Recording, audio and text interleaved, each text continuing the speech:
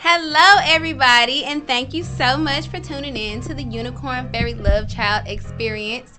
Today is a very big deal. We have a 2-hour show because that's how passionate I am about this topic, and we have a 6-person panel, including myself, of course.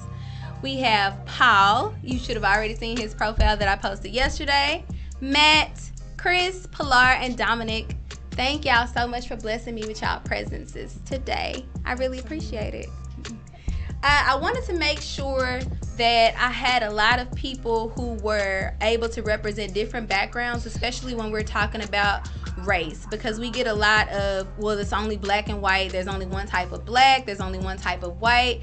And things kind of get misconstrued and stereotypes get blasted, mostly because that's only what people have to measure up to. So y'all ready to get into this thing? Yes, ma'am. Get into this real game? Let's do it. Okay. So we're going to start off with the obvious, interracial dating. When we say interracial dating, I mean literally one person of another race and another person of another race. I had a friend who her husband was Haitian and she was just African American, and she felt like she was in an interracial relationship, mostly because the cultures are not the same. So when we define interracial dating, when you hear the word interracial, when you hear the phrase interracial dating, what is your first thought? Black and white, yeah. Yeah, black and white. Y'all don't think of anything else? I mean that's the first thing that come to That's the mind. norm for Yeah. it. But I Or think like it's a broader white than that. person and an Asian person. Because that's pretty. So white and anything else is considered interracial to y'all? That's just what. I mean, black and Asian would be interracial. I mean, Yeah. I think it's but more we're of the in Texas, minority though. group, pretty much. Like if we're saying white and like pretty much what you said, I think white it's and more anything of a- else. Yeah, That's I how. think it's more of a Yeah. culture difference than it is like a race thing. Because it could be black and black, but if it's like she said, like if it's Haitian and then Creole, like that's so broad that you're not gonna understand. You're gonna be Yeah. exposed to Yeah. different foods. You're gonna be raising your children different ways. Your in-laws are gonna look at you in a different way.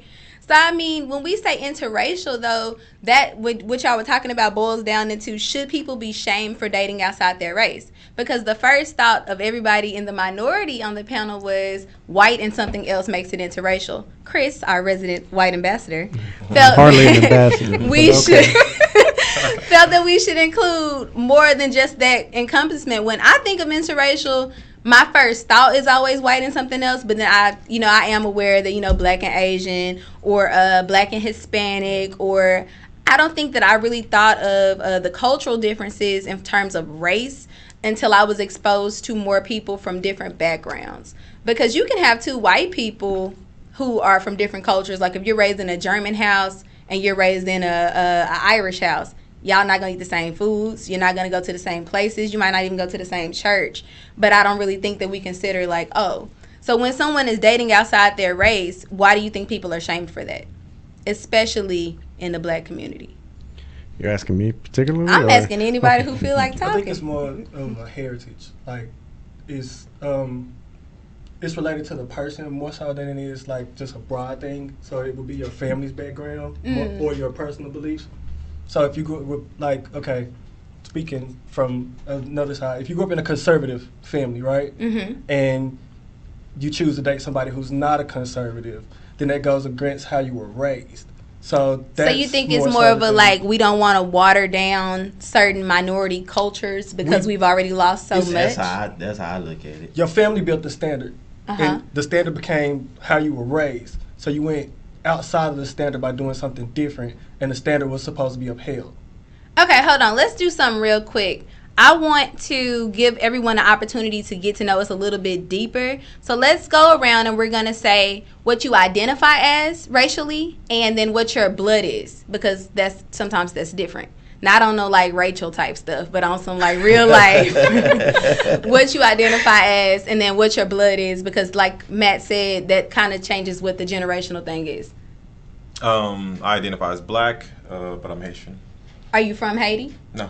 Okay. So you were born in the U.S., but I'm really across the street. Second generation, yeah. My mom's Okay. I'm black. My blood is African American, Comanche Indian, El Salvadorian, Mexican, and less than 2% Irish. I identify as black. I am African American. I am Irish by way of Panama. I am Scottish by way of England. And I am, I guess, Central Native through my grandma. So Okay, I'm Greek Cypriot. I don't even know what that is. My dad's from Cyprus. It's an Is- island in the Mediterranean. That's Yeah. around yonder way? Yeah, Okay. we're Greek. So, but like my dad is Greek and my mom is like Irish, English, Swiss, Ukrainian, a whole bunch of different stuff too. A whole bunch of different Right. European things. Right. Okay. Right. Which I don't think people really think about that either. Right, very culturally different, the two of them. Okay. Yeah. I identify as biracial. I'm both black. My mother is African American and my father is Mexican. On my mother's side, we have some white. I have white great grandparents Okay. and also Indian as well. Indian as a Native American Native or American. dot or feather? Native American fully. Okay. Full Cherokee. Okay. And I'm identify as black. My grandfather on my dad's side, they from Louisiana, so they Creole and stuff like that. But I never really.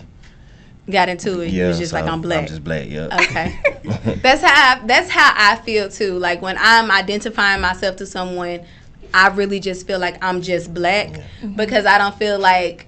And I had a conversation with Matt about like black people not having the conversations on making sure we know that we come in a wide variety. Yeah, But I I don't feel like when people of other races see us, they see black people. Right. So if we start to marginalize our blackness, like, okay, well, you're 27% black, or you're 27% Haitian, 10% Jamaican, and 57% African American from South Carolina. So you shouldn't consider yourself as black as somebody who is straight up black because part of your people came from an island, or part of your people came from Louisiana, or your dad's side came from Mexico. Because if we are all riding in the car together, we're just black people. Right. They're not gonna be like, so where's your color card at? But that's a very U.S. centric type of perspective. Yes. Because if you're outside the country, it's going to be a little bit different. It's gonna Because be a lot technically, different. nationally, we're all American. Right. So Well, it depends on the country too. So Yeah, if you go right. to certain parts of, let's say Germany or China, like I know people, you go to China and they're stopping black people to take pictures. Right. And like, oh, you're so beautiful. yeah, you're so beautiful. I love your skin color. But then you may show up in China and I'm like, oh, it's just Yeah, like just that. regular. Yeah, you know what I'm saying? Okay. It depends on where you're at. Like, Right. especially the more like like if you go to Africa and they see me, oh, They're yeah, local, it's right? regular, yeah. That's what I'm saying. One of my friends went to the Dominican Republic. Oh my gosh, the Dominican Republic. Ooh. But she went there before everything was happening to do a modeling thing. She's been there for a few months. And she was telling me that everybody just assumed that she was Dominican, and she's actually black and Mexican. And nobody asked her. They just would assume, like, okay, you speak Spanish and you brown, so you must be Dominican. So when we're talking about, like, putting white people on a pedestal, I do think that that is an American thing. Because like you said, if Chris was walking through, China or, wherever, it's like, oh, it's just a white guy. They're not going to say, oh, are you Greek? Right. That's not something that they're going to perceive. So let's switch back to what we were talking about with the shaming people. Is it possible for someone to be pro-black or pro-Asian or pro-minority and have a white partner? Yes. Why do you think so? For instance, it's not my favorite person, but like Kamala Harris, one of our Democratic nominees, right? Mm-hmm. So I'm she's familiar. she's married to a white man. She is. Some of her actions haven't always been pro-black, but I think at the heart of things, she's pro-black for the most part.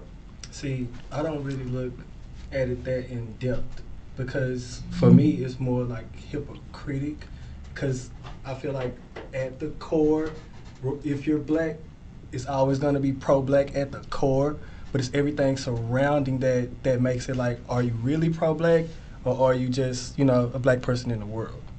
Okay. See, for me, like I date black women, so I'm kind of. Do you date black women, like, specifically? Like, are you not going to date somebody who's not black? I mean, I possibly would, but based Preference. on my history, yeah, like 99.9% chance I'm gonna end up with A black woman. wife, right? Okay. So, I mean, maybe it sounds hypocritical, but it's also like when I see a black woman that only dates white men, I'm a little suspicious of her because Okay. I'm like, it depends on the reasoning though. How do you feel about the Kamala Harris situation with her having a white husband? But she's also like half Indian, isn't she? She's half Native American, I yes. thought it was Native American. Wait. But she identifies as black. No, though. Right. you're right. It's like East. It's somewhere in the Middle East. I don't know if it's India specifically. Right. Yeah. I mean, is she pro-black? She's a politician. She's been saying she's pro-black. That's but been her she's locked stance. up a bunch of black people. She has. Locked up a bunch of white people too. True. True. Did you have something, Pilar? I just wanted to backdoor off of what he said about I just don't see it's one thing for you to be pro-black, but for you to be pro-black, if that's your thing, you're all for black people. I can't necessarily see you being pro-black, but turn around and marry somebody Who's not black. exactly. So you kind of feel like the same way as Matt, like with the hypocrisy. Yeah, in because you and can't it. really. There's going to be certain things or certain situations that's happened that's going to go against you being pro-black. If That's you true. preach, like put black women on a pedestal, Uh-huh. and you marry Someone somebody who's who's not not black. black, Right. then it's Yeah. like, Did what you really happened mean to what you your said? pedestal? Like, I mean, when When I'm you speak considering authority. it, I am thinking, like, for me, in my opinion, I don't consider people who date non-black people. And when I say non-black people, I mostly think of white people first. But even if it's like, you know, a black man who's always talking about, oh, my Nubian princess queen, you're amazing. Like, I love the kinks in her hair. I love the shea butter smell on her skin. And then his wife is Asian. Yeah. People talk like that. His wife is Asian. I'm like, okay, but like she don't have shea butter Yeah. and like her hair is not kinky. are you speaking about your mama? Are you like right? Right. Or you have black men who completely bash black women based off of some things that we're gonna talk about later on in the conversation. But then, like Matt said, they come from a black mama. So do you feel that way about your mama? Or it's I specifically don't choose a black man because of these stereotypes. And then you have someone who is not black who also fits those stereotypes. So is it that you just don't like the skin, or like what is it about? I think the it's person? situational. Everybody has I their agree. own reasons behind. Like for instance, I know one of my homeboys. He married a black woman. He's Hispanic, right? Okay. So, but everybody in his race has always said, "Oh, you're not Spanish enough," or "You're not," or for Is it instance- based Yeah. off of how he's acting, or like? I his- think it's just the people he surrounds himself around. For instance, Okay. like I've heard it before. Like me and my cousin joke about it all the time. He says, "Well, you're not Haitian enough. You ain't Haitian." Like we talk What about does that all the that time. I mean? guess it's because I don't walk around with a flag in my pocket, or maybe I don't speak Creole predominantly like all the time for whatever reasons. But they always make fun of me. like they don't feel like you're proud enough. Yeah. Okay. Because maybe I'm not walking around, but I mean, if it comes down to it, I mean, I'm Haitian through and through. I'll claim it all day, every day. I mean, obviously your blood is Yeah, Haitian. exactly. I've never turned away or shunned any Haitian in my life, but I mean, everybody has. It's situational. It doesn't turn me away from it like a Haitian woman. I date a Haitian woman in a heartbeat if I love her, or if I care about her, if I like So her. you if feel I'm like interested. it's people. People are people. People are people. I think it's situational. Everybody dates who they like. Whatever he could say he dates all black women. He may run into the right,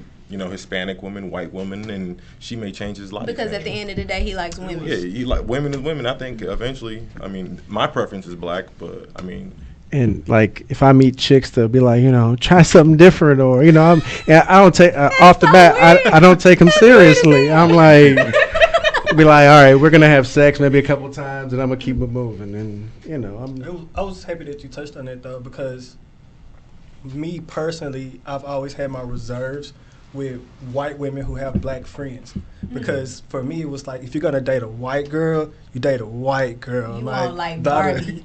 You not- want That's like how I not a feel. Snow Like, White. yeah, that's how I Silicon feel. Valley. like, and that might sound a little racist, but it's just, I've always had that thought, like, why go outside of your race if you're going outside of your race with somebody who's trying to identify with your race? That's like, what I was saying about the stereotypes. Like, if you say you don't like black men because of the way they wear their hair, the music that they listen to, or the food that they eat, and then you get a white dude who asking you to cook him soul food, and he go to get to the black barbershop to get a haircut, it's like, okay, so what is it that you don't like about black men? Let's go ahead and branch it off a little bit further at how we judge celebrities who date outside their race, because we have what is called the Kanye effect from the Kardashians specifically. Now, the Kardashians are Armenian by blood, but they have a very, what we would consider, American white life.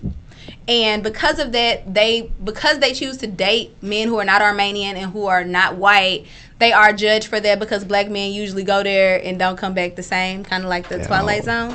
No shade to the Kardashians if you end up seeing this. But I was wondering if y'all thought, what did y'all think about, like, Michael B. Jordan, for example?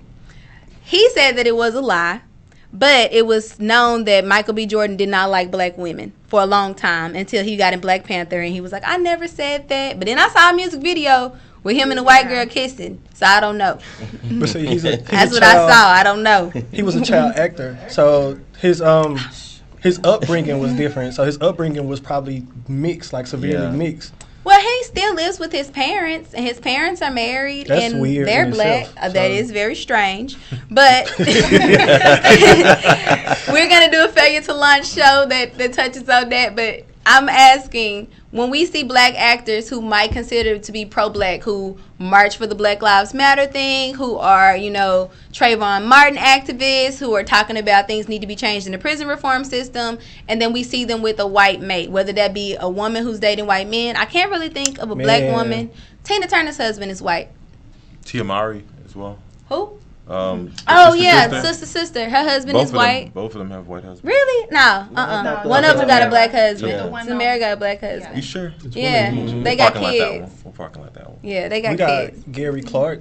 That's his name, right? Yeah. In Austin, and he's like married to He's married a to a European lady. Yeah. So Yeah, that's he what I'm sings- saying. He sings soul music. That's true. And then Leon, I don't think he has a white girlfriend, but he has really been pushed into white culture since he became big, since he left Fort Worth. He did a whole Old Navy commercial and some whole other stuff. So I'm asking, like, when we look at celebrities, do we hold them the same standard as we hold our homeboys? No. If your homeboy brings over a white girl, are you going to look at him the same as if you're looking at a celebrity who's saying they're pro-black and they have a white girl? I can't take celebrities serious. Well. Not in this generation. Because it's like everything's for a ploy. Like even making babies. I just have a problem, like, if that's what you've been doing, if you've been dating outside your race your whole life, you know, you grew up in Just a mix it diverse up. area or whatever, then that's you. But my problem is when you get the money, you get the fame, then you And got when outside he get your race. on, he live That's what- for a white girl. That's what I can't rock with. That's what don't I meant like by the Kanye effect, I don't like because that. college dropout Kanye, he wouldn't be married to Kim But Kardashian. Kanye was like slowly degressing or whatever. Wasn't the word is. Amber Rose white? Like it was. Amber Rose Remember, it was the. is from She is- Cape Verdean. yeah. She's from the Cape Verdean Islands. But to the And site they don't test, identify she's with white black. though. Sorry? With the site test, she's white though. Yeah, with the site test, she is white, which is why she buzzes her hair. But Cape Verdean people don't identify with black at all. Not all of them. Some of them 90% do. of them. Some of them do. Her parents have chosen not to identify as black. But what I'm saying is, when we see celebrities and they're like diving into these things, we still have people who are, you might not take celebrities seriously, but there are people who are looking at Kanye West, who are looking at Michael B. Jordan, who are looking at Tay Diggs, who are looking at all of these men and saying, when I am successful, I need to get a woman who's not black in order to stay successful. Why is that though?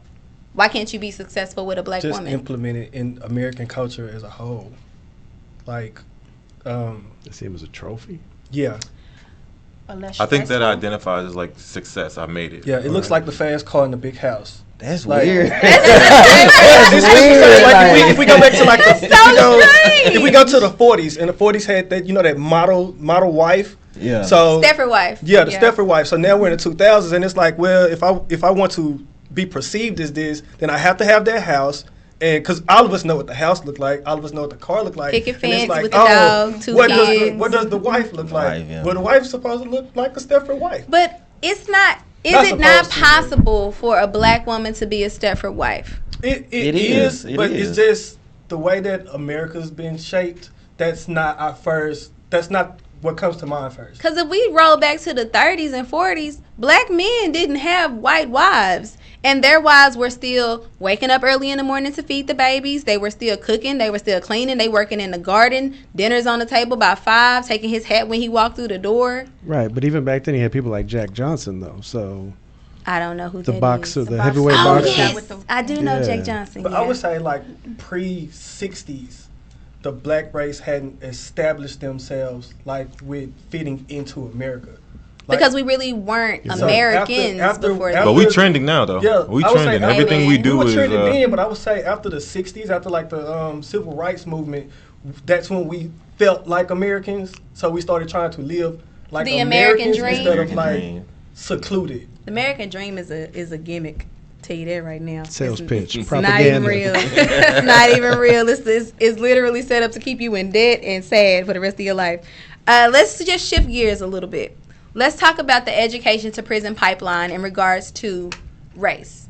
Because technically, black people are, I think, about 18% of the United States, but we are disproportionately in prison and dead and in special education systems. I don't know if y'all have ever worked, well, I do know y'all, but y'all haven't worked in the education system. But predominantly in the special education system, kids who are labeled as behind or slow or ADHD or ADD or non-responsive or need to be contained, they're most likely Hispanic or African American. And it's not because the white students aren't having those educational struggles, but in poverty-ridden areas, especially Title I schools, it's just hard for them to get the help that they need. So having a tutor come to the house is not really an option. Getting the mental health services that they need isn't really an option. So it's like, okay, well, Dominic is a hard-headed kid, and he's always standing up, so he must be ADHD, and he's not learning, so I need him to be out of my classroom. But that's from a professional viewpoint. You have to get the black community to take mental illness serious to begin with. We do. Mental illness and learning deficits. Because the thing about it is, some of these children, when they're really small, they get the kindergarten teacher that calls and says, Pilar is having trouble pronouncing her D's, and she doesn't know her numbers. And your mama say, ain't nothing wrong with her, she just hard-headed, she don't want to listen. Right. So then when she gets to 5th grade, and then she's tested on that, it's like, 5th grade teacher calls, I'm just calling to let you know that Pilar is not reading on grade level. It's because she always watching TV. I'm going to take her TV away from her. Okay? She gets to middle school, and the teacher calls, well, she's just hard-headed. She running in behind these boys, and that's why she's not paying attention in school. I don't believe that as minorities, period, because Hispanic students have some of the same issues, black people have some of the same issues. I would say Asian Americans take education a little bit more seriously because they look at that as the ticket to the top. But white students are having these same problems, so why are they not being marginalized like African American students are? Well, the way you presented it, you make it sound like it's a failure on the parents' part when it's really more of a failure on the system's part. I think it's a joint It's effort. a little bit of both. I mean, yeah, but Because I sat around in the classroom until I was like almost in 3rd grade, and I didn't even know how to read. And it wasn't until I had a black teacher sit down and watch me stand around the class for about 20 minutes into our whatever we were doing, and she was like, "Can you read?" I was like, "No." So nobody even asked you before then? They moved me through for 2 years because they didn't give a damn. Yeah, nobody even knew. Broken. Oh my God. So, but my mom was okay because I was moving forward in the next grade. So Like, well, you didn't fail. So I you didn't must be fail, so I good. must be good. So, and had I failed, then she would have been like, "Oh, I'm gonna whoop you here, or I'm gonna take care of this. I'm gonna take this away." It wasn't going to be, I'm going to teach you how to read. It wasn't. I'm gonna be. Yeah, you know what I'm saying. Nobody ever slowed down and said, "Hey, can this kid read?" or anything like that.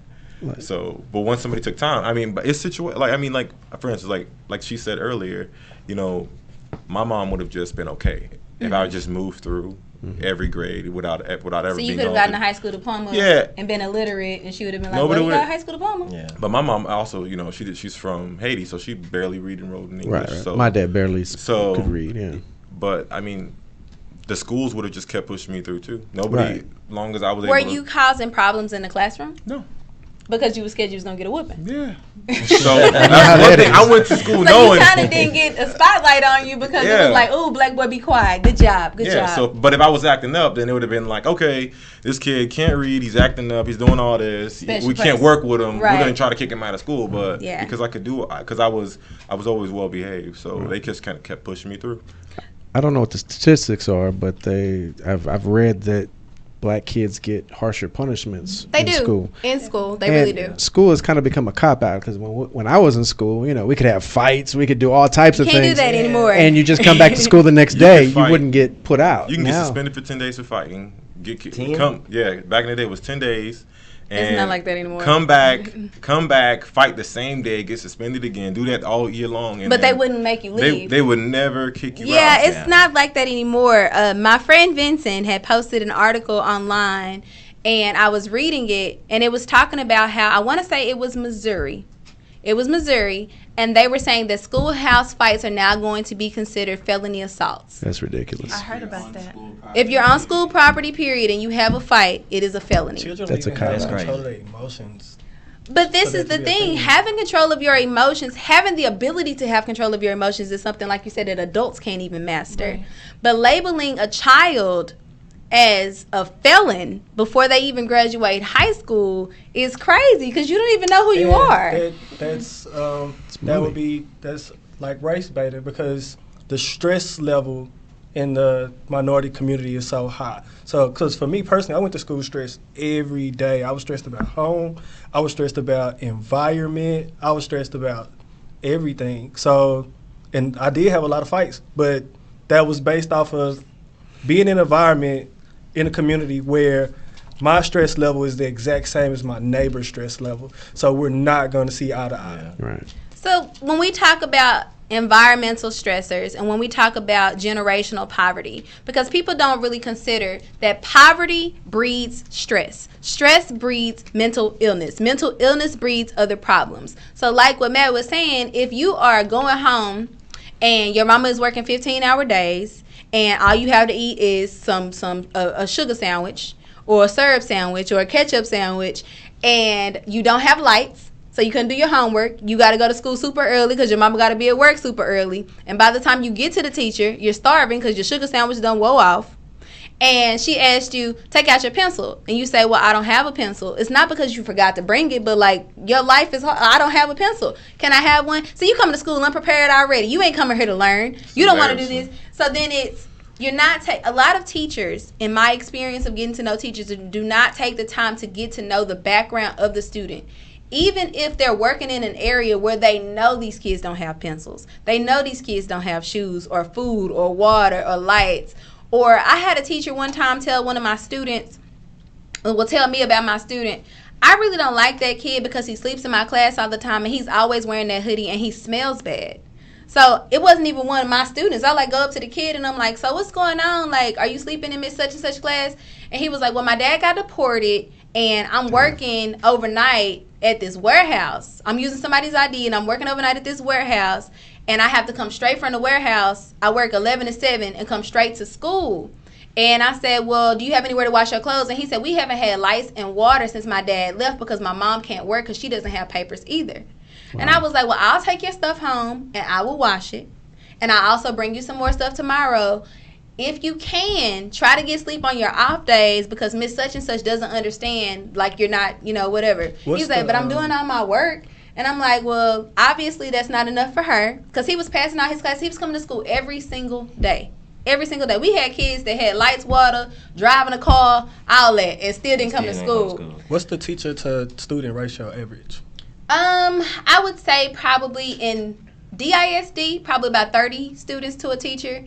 In suburbs, it's a whole lot less, so maybe like 20 or less. Like 24, right? Yeah. So 24 broken down by 3 is 8. So you could work 3 8-hour days, and there could be like an interview process. I don't understand why schools don't do that, but it could be like an interview process, and you spend an hour interviewing the child that's coming into your class. Like instead of that generic like meet the teacher night, it's like you spend a hour like just getting. Well, you're supposed to do that. Fill out that student. Because if you teach high school. If you teach high school and DISD at a school that doesn't have double block classes, you have about 45 minutes to teach your content and to keep everybody together, to take the roll, to make sure nobody dies, and all of that. If but you're I'm in saying, a double block before class, school starts back, like even before school starts back, it's like pulling teeth to get kids to the campus. One, because nobody want to go to school early before they're supposed to. Two, because their parents are working, especially if you're working in an impoverished area. But when we're talking about, like what Paul was saying, as long as this kid doesn't cause any problems, he doesn't get any attention, not getting attention. Because that kid sleeping in her class got her attention because he was sleeping. He got the attention because he was wearing a hoodie every single day. The kid sitting next to him could have been getting abused at home and didn't make a sound and was doing their work every day. So when we're talking about the level of stress that causes these problems, it's not the same. Now, I have had some white students who have been going through things at home that I hadn't heard of, some incest situations, some abuse situations, and they just walking in school every single day fine. Because a white student can wear that black t-shirt every single day, and nobody's going to notice. Flip-flops. And flip-flops. And they're going to be like, Chris just be chilling, man. I Chris think I did not just said have a clothes at stereo- home. I It's think I like, just said oh. a stereotype because all the white men I know wore flip-flops. Birkenstock. in the winter. But Or kind barefoot. of with the school and the race thing, my son has ADHD, and it was very hard to pinpoint for a while because he's so creative and so precise. Like everything is precise with him. This is And OCD too. yeah, and when he started going through things at school, they were going to like kick him out. Like it wasn't even with him being, because he's sweet, like he an angel. Even with him being like that, it was like when he has these days where he goes left, these episodes, we can't deal with it. So instead of like building up to it being a thing, it was like, well, he's going to have to go if you don't get this under control. So we literally had to go to the school multiple times to show them his paperwork from his doctors, all of that, just so that, because they were saying like, well, he's going to be expelled. He's a menace. And I'm like, he's a what? Yeah. Like, what do you mean? Like saying he's a menace in the same sentence of saying these like were counselors saying this? A counselor or principals. just a principals, like, counselors? How do they diagnose? But they would say that in the same sentence of saying like he's a sweetheart. It was just, he's causing me problems. He threw a book at me. Because he threw a book at me, I feel like I'm in danger. I don't want to feel like I'm in danger at work, so I want your child to not be in my class anymore. But the whole situation had warranted... He was 6 at that time. Yeah, but see, that situation warranted us having to have that black conversation with him. Like, you are a black boy, so when you react like this is how people are going to perceive it. Like, they're going to criminalize you immediately. They're going to criminalize you. If you get upset, if you're having if you cry, they're going to say, well, I didn't know what happened. I had a student one time, it was him and his mama. They had came from Louisiana, and he was working. His mama was working at the grocery store. It was just 2 of them. And he was paying bills. And he would be late sometimes. He would be late, maybe 6 minutes, and I was telling him he needed to be on time. But he threw a desk at his teacher, like a whole desk. And the teacher was like redheaded white lady. She was hysterical, screaming, all of this. So I come in the hall. I've never had a problem with this kid in my life. And I'm like, what's up? He's like, she kept asking me questions. She kept doing this. And I was like, well, what did she ask you? And he was like, well, she was asking me why I was late. She was asking me why I didn't have my shoes on correctly. Because he was trying to play football too. She was asking me what, she was telling me I wasn't going to get to play football, and that's the only thing that I have, because he was giving every dollar to his mama. Him and his mama was sleeping in the same bed in an efficiency apartment, and her threatening football was enough for him to have a complete and total mental breakdown. And nobody at the school understood. It was a school in Richardson, and they were just looking at me like, why are you so calm? And I'm like, well, there's nothing wrong with him. Yeah. Like, he was just upset. Like, now he's calm. Like, you don't need to call the police. You don't need to, because they were like, that's assault on the teacher. That's automatic jail time. I was like, he doesn't need to go to jail. He's 14. I think it'll be okay if y'all just give him a little bit of space. I think a lot of it's race related, because like even a lot of it is my daughter's what she was 12 at the time. She told her one of her closest friends passed away, and she was still in mourning. It was like 5 months in. And she told them, I guess her like one day she was having a moment, and they asked her, hey, are you okay? She's like, you know, I feel really sad. Not really going into it. They pulled her into the office. They had her filling out this suicide paper. Are you having suicidal thoughts? You're 12. Because it's all about the documentation. Because before, it was if you have a problem with a black kid, you can treat them bad. You can put them out. You can do all. You don't have to teach them. Then when laws started to get put into place where they were, you're an equal person, and you have to treat this person. It was like, well, as long as we have the documentation, then we can put this kid out. Because I've said that I've had to talk to Paul 7 times in the last 6 months. 7 times in 6 months doesn't sound like a lot. When you put it on paper, it sounds like a lot. Right. So when you're getting this documentation together, but at the same time, you have I can't even think. You have Chris. I'm just gonna say Chris, even though that's a not even a racial name. You have Chris, who has come in and cussed you out every morning because Chris, his mama didn't put the apple butter on his toast perfectly. So he is upset, and he hasn't worn a uniform shirt because he just really likes this Metallica shirt a lot. So he's not even trying. He's not wearing lace up shoes. He's wearing flip flops every single day, and he's coasting. He's not doing his work. He is playing a Nintendo Switch in the back of the classroom. And nobody's asking Chris any questions. It is definitely race related because if I have the opportunity to put this kid, and I don't want to say it's just black children, it's all minority children, because if I have the opportunity to put this kid out and I don't want to deal with him, I'm going to take that opportunity. But I'm trying to understand why that is, because black children are not behaviorally worse than white children. But you also have poor white children that are treated bad as well. That is true. That is true. There are a lot of poor white children. I've only been cussed out by one student in my 10 years of working in education, and he was white. He called me the B word. I was devastated. I called Matt and I was like, this kid just cussed me out. I don't know why. I'm in the hallway, y'all. I'm the hall monitor. I'm just crying. And he was like, what did he cuss you out for? I was like, I told him where his hall pass. And he was like, I give you my hall pass, B. And I was like, oh my God. Cause I'm like, I've never had this happen to me. And then he was like, well, sometimes white kids be tripping. And I'm like, you know what? They do be tripping. Because if it was one of my kids, like one of my brown kids, I probably would have been sad for the rest of the day. Because I'm like, I love you so much. Why are you talking to me like this? But you are correct. We, especially in the areas of the suburbs where like there's outskirts, right? Like Box Springs, some parts of Mesquite, Seagoville. Yeah, even Richardson. Because at Lake Collins we had a few kind of poor white people, some apartment kids. That's what they call them at Lake Collins, the apartment kids. I wouldn't necessarily say that they're treated poorly. I would say that they are not understood. We have everything we have textbook suburb neighborhood, but our neighbor across the alley, he has textbook Stepford wife grandma, but his dad I used to call his dad Redneck Tony. Like I was, it was when we first moved to the neighborhood. They would cut our cable line. They would just bother us. So I just picked up the name and started calling him Redneck Tony. But then as the years passed, I think at one point in time they had plugged up something to like our house and was like using the after time things mellowed out. But my son is cool with his son. And at the school, they treat his son like shit. But that's because he's perceived as, like, the redneck kid. Yeah. So that does touch on, like, you can't be racist within or prejudiced within your own race. But classes. That's Classes. what I'm saying. Classism is a big thing, too, and we're going to roll into that. Races of different classes and social economic standards. So you can have black people who live in Cedar Hill who do not have the same black experiences as black people who live in South Dallas. But like I said, when those two black people are riding in a car, you still black. You just black. You got to get out the car. If you have white people who grow up in Pleasant Grove and white people who grow up in Highland Park, when they get in the car together, they're still white. It's not until they start speaking and you hear their vernacular or something like that you understand like, oh, yeah, I don't even want to talk about that. That's what I'm saying. So does assimilating into a different race based on environment qualify you to identify with that race?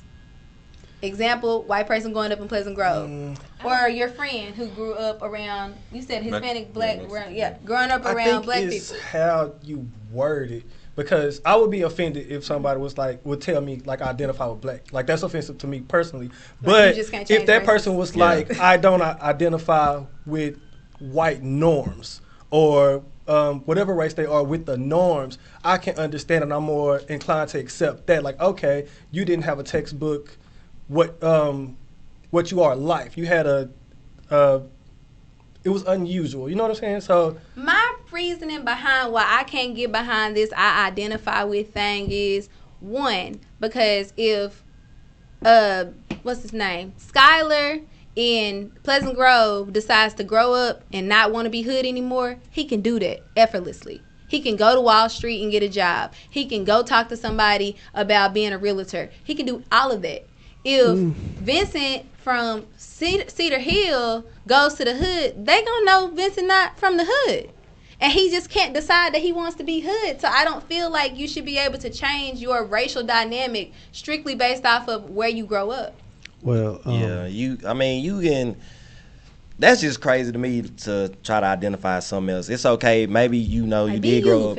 You did grow up in a black neighborhood, but you are white, but you still white. But it's okay to say, I'm white, but I just grew up around black people. I love this culture. That's what's wrong with saying. I like to eat this kind of food. What's wrong with saying that? You don't have to say, oh, I don't identify as that, or Or the red flag for me hearing, I'm blacker than you. How? Yeah, How are you blacker than me? That's crazy too. How does that doesn't make any sense to But me. it happens. I mean, I hear it all the time though. But that doesn't make any sense to me whatsoever because you can't be. But that goes back to the conversation that me and you were having with the specifics, like culturally.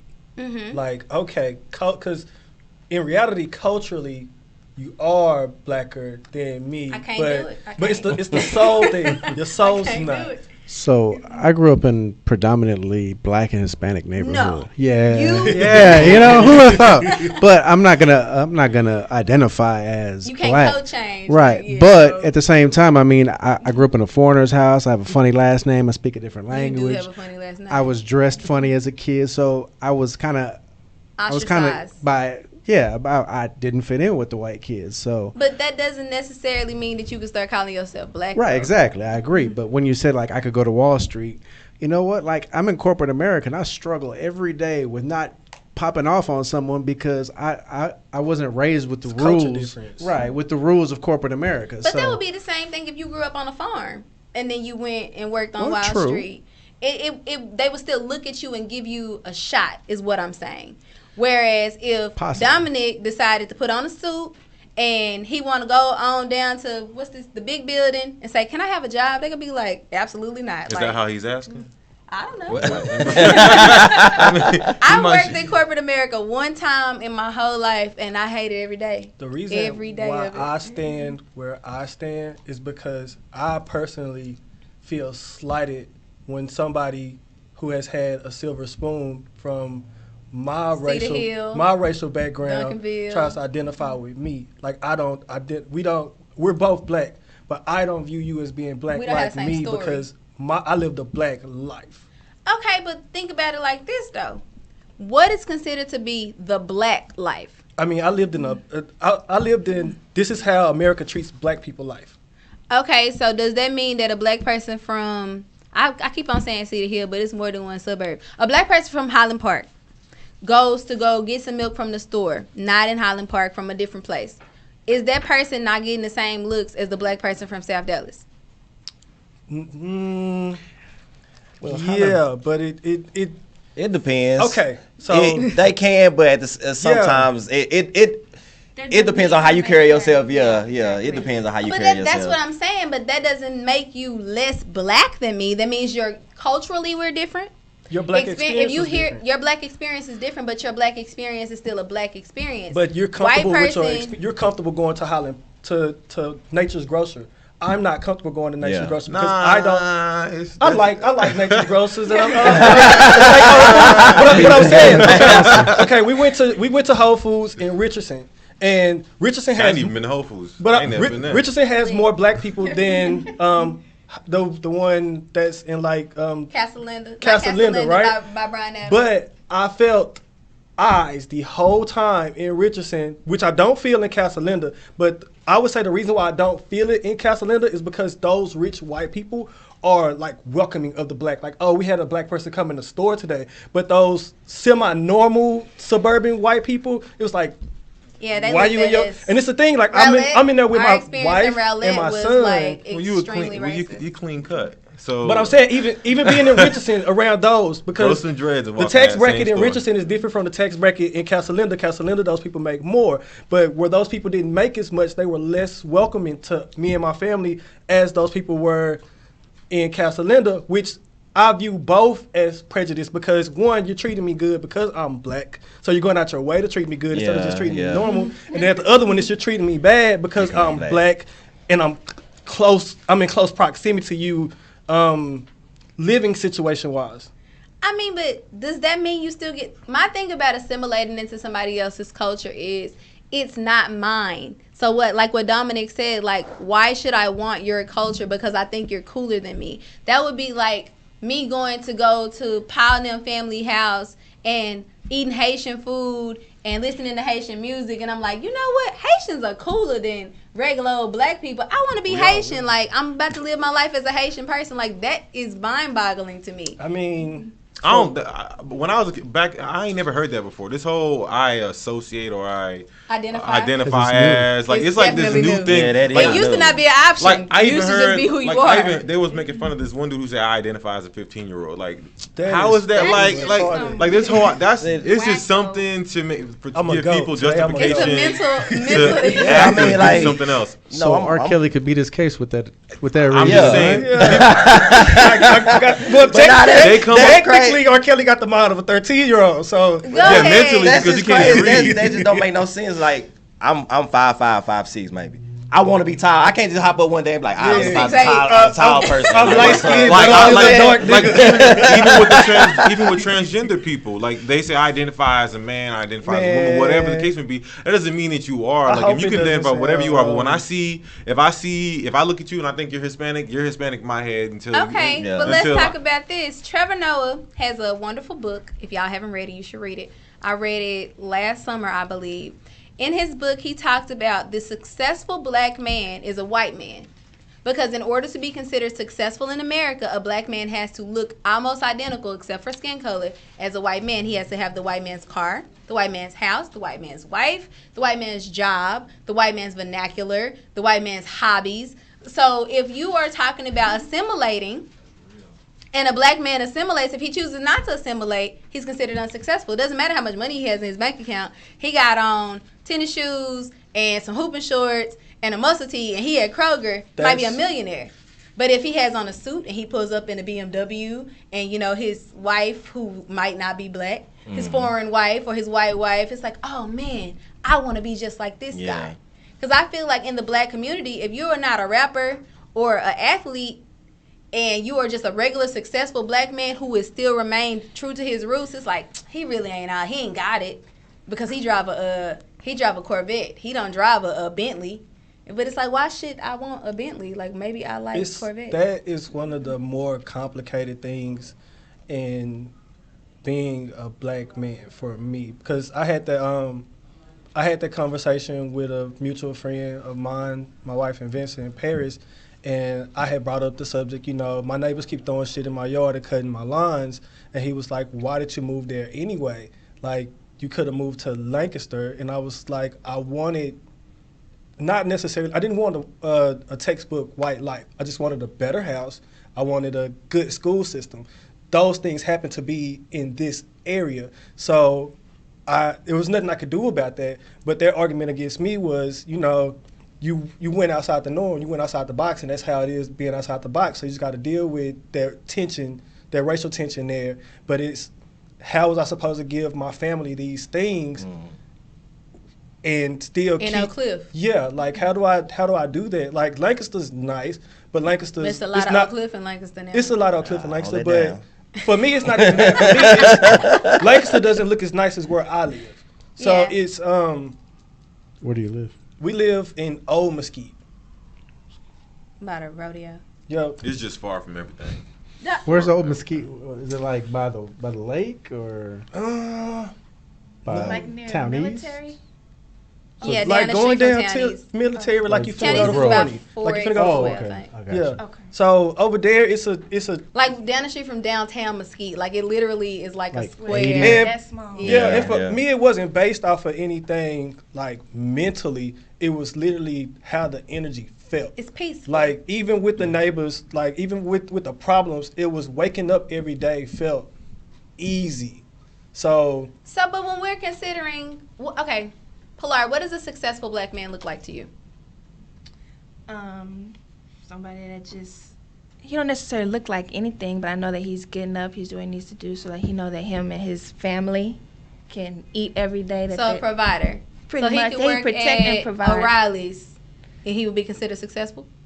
If he's being unsuccessful at being in a getting in trouble, Okay. then absolutely. Okay. What does a successful black man look like to you? I think that's our objective, you know, like as far as like the money and stuff you make, because you can be a millionaire, but if you're just not happy and your family not happy, that you're That's not not a you're not success. successful. Okay. You know, so like she said, you don't really look like anything. It's just that, you know. What's your vibe like? Yeah, your vibe. You good, you happy, you know what I'm saying? Your kids don't have to want for nothing, or, you know what I'm saying, your wife don't want for nothing, your family good. Even if, you know, you don't make all this money, but, you know, your family happy, you instilled inner peace within them to know that, you know, everybody don't have this. Because it don't take $1 million to make everybody happy. Yeah, so. But what is your definition of success as well?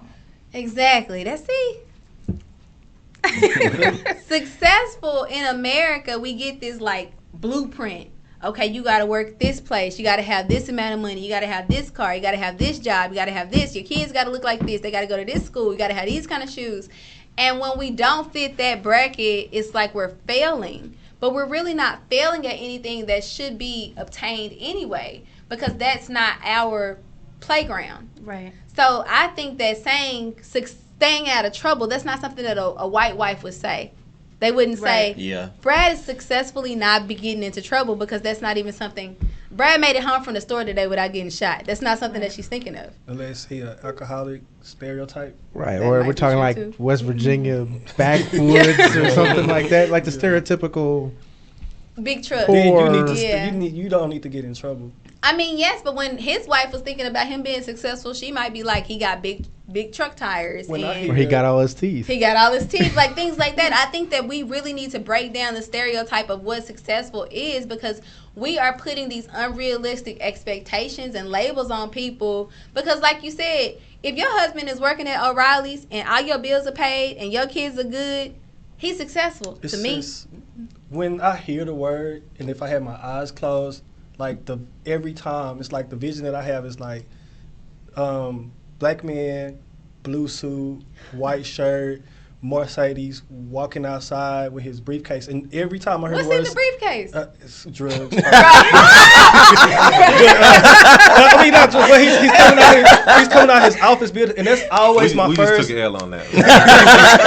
That's always my first thought, though, when I hear the word. So that's what successful black man looks like. It's not what it looks like to me, but that's like every time I hear the word, that's the first thing. That's what pop up, and then for me, like my friends always remind me like I'm successful, and because I'm semi-stressed about it, and then they have to remind me, like, bro, you successful. But it's always, if I got to look at it for myself. Alone. I mean,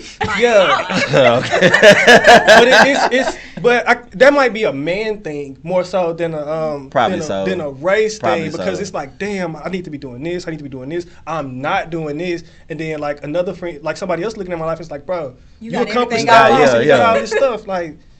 But that's what I'm saying. Even so, like we have I didn't even ask you. My bad. What? Did you want to tell us what a successful black man looks like? Oh, I didn't think it was a whole.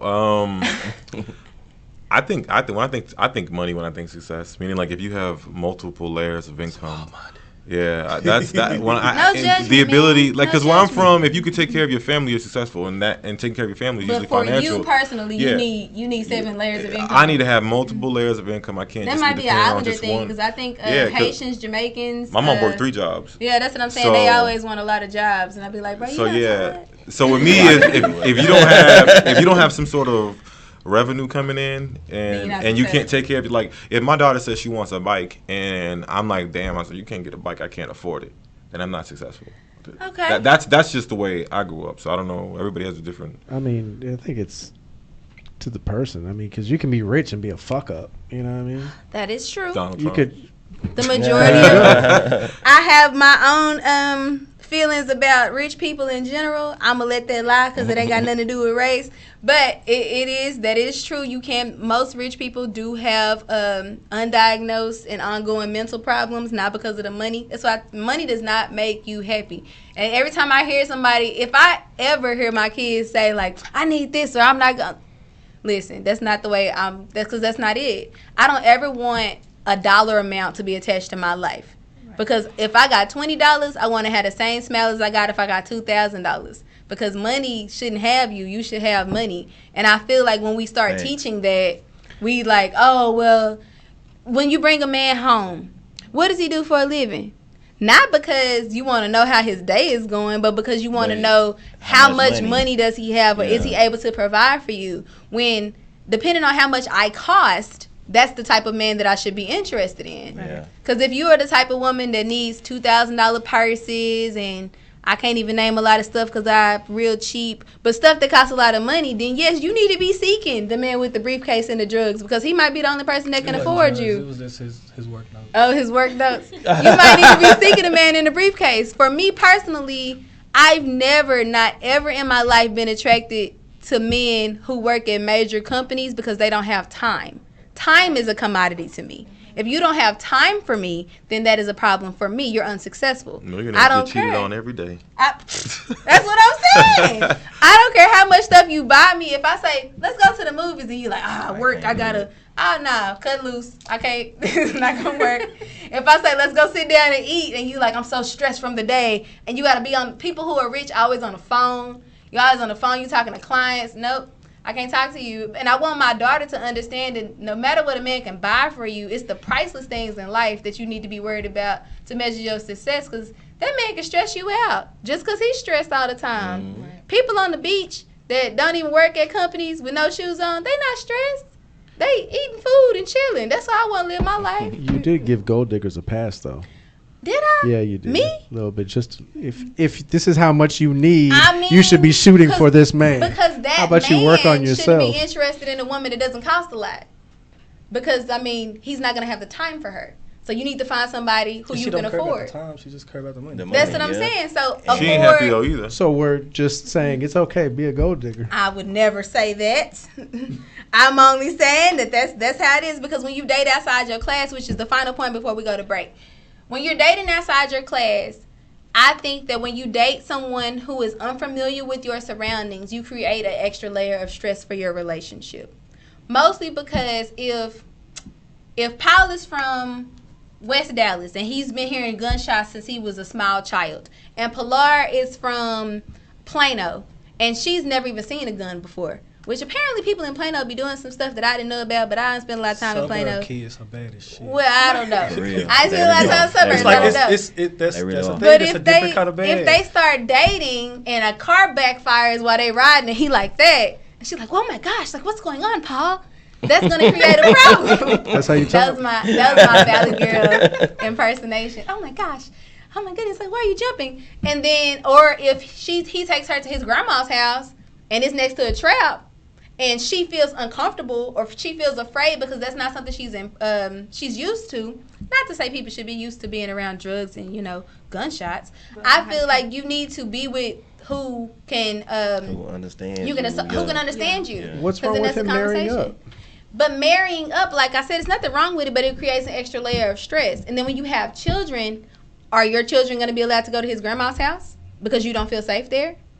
Or is that a conversation that you need to have? Are you going to have to explain to your friends why your girl doesn't know how much sugar goes in the Kool-Aid? Well, my daughter's kind of like that. My daughter grew up where I'm from the hood. So, like, my daughter is like, her mom is kind of like a little bit on the upper like, yeah. So, fancy. So whenever, like, for instance, when she first came to Dallas, right? I stayed in Oak Cliff. Remember when we were staying over there on Atlas? She was like, Dad, I don't want to be here. Like, every day is like, Dad, I don't want to be here. Like, she didn't want to go to Oak Cliff ever. So, like, a month or two later, I moved to Louisville. And that just changed the entire environment, everything. Because she it loved adds Louisville. An extra layer of yeah, stress. So she felt like she was at home. And conversation. Yeah, so. Well, see, that's the difference. Like, in me and your situation, my mom stays across the street from a trap house. My mom's house is nice, but across the street from her house is a trap house. And then on the corner, there's a trap house. But in my life, my mom's house never been broke in because of those reasons. My mom's always okay because of those reasons, because if anything happens to my mom, those people protect their streets. Yeah. Right. So a lot of people don't understand that. So in But dating, if you're not from if you're not from the hood, you might not understand the protection around a granny house. It looks scary. Like in dating when I was younger, and people would be like, what are those guys doing across the street? Like, it's a lot going. Those dogs are like, it was typical. It was textbook. But I mean, that's that stereotype. Like, the dogs were outside, the pit bulls were playing, and it was like, for me, it was like, oh, they're not doing nothing. They chilling.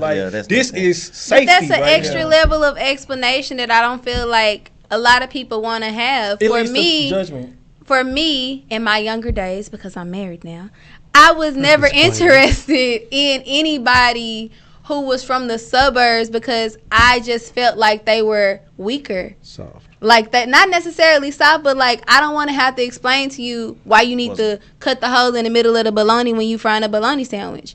I don't want to have to explain to you why you don't need to look at that person like that when we go to the corner store.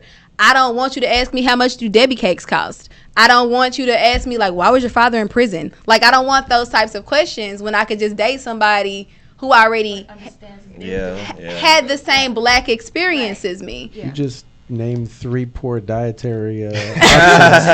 Listen, my diet was very poor when I was young. It was what was cheap. I understand. Hot Cheetos came at lunch. I do not eat hot Cheetos.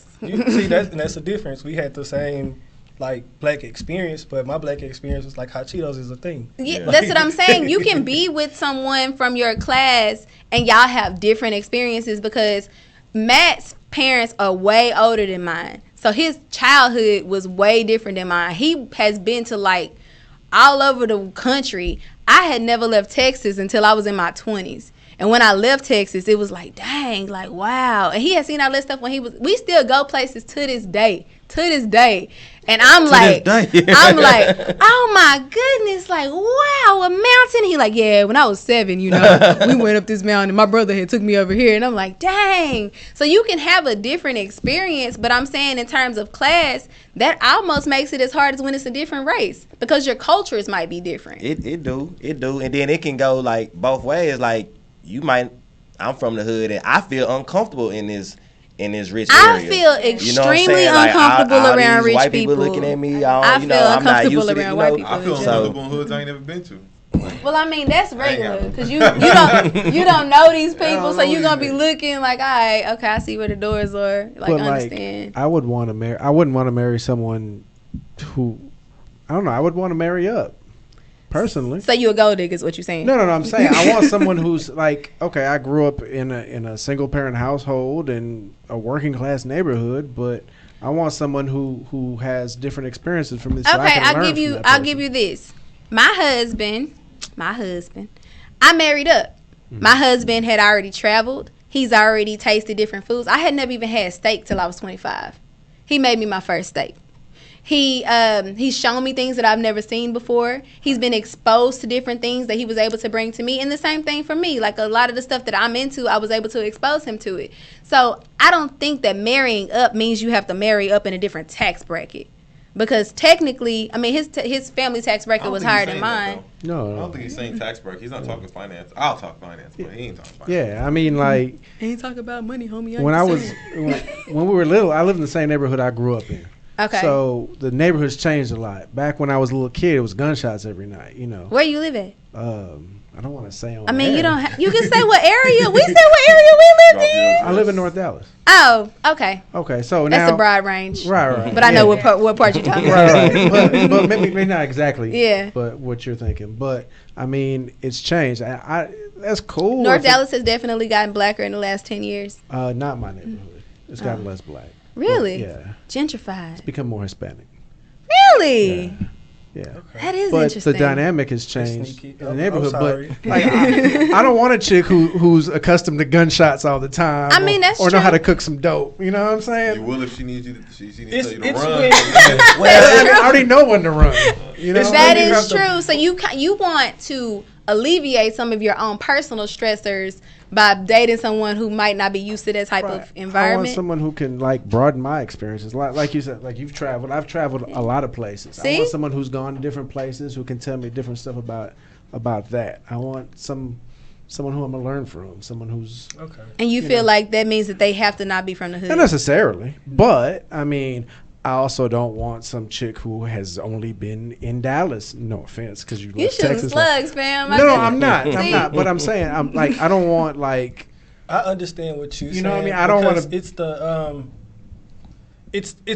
it's not the marrying up. It's the want better. Because if I want to eat, Oh, yeah, if I want to definitely. eat steak and you only know fried chicken, Yeah. there's no way I can convince you that this steak is good. And for me, like, that makes me feel annoyed, and it makes me feel like that other person's stupid. Right. So that leads Well, it's harsh. That's harsh. But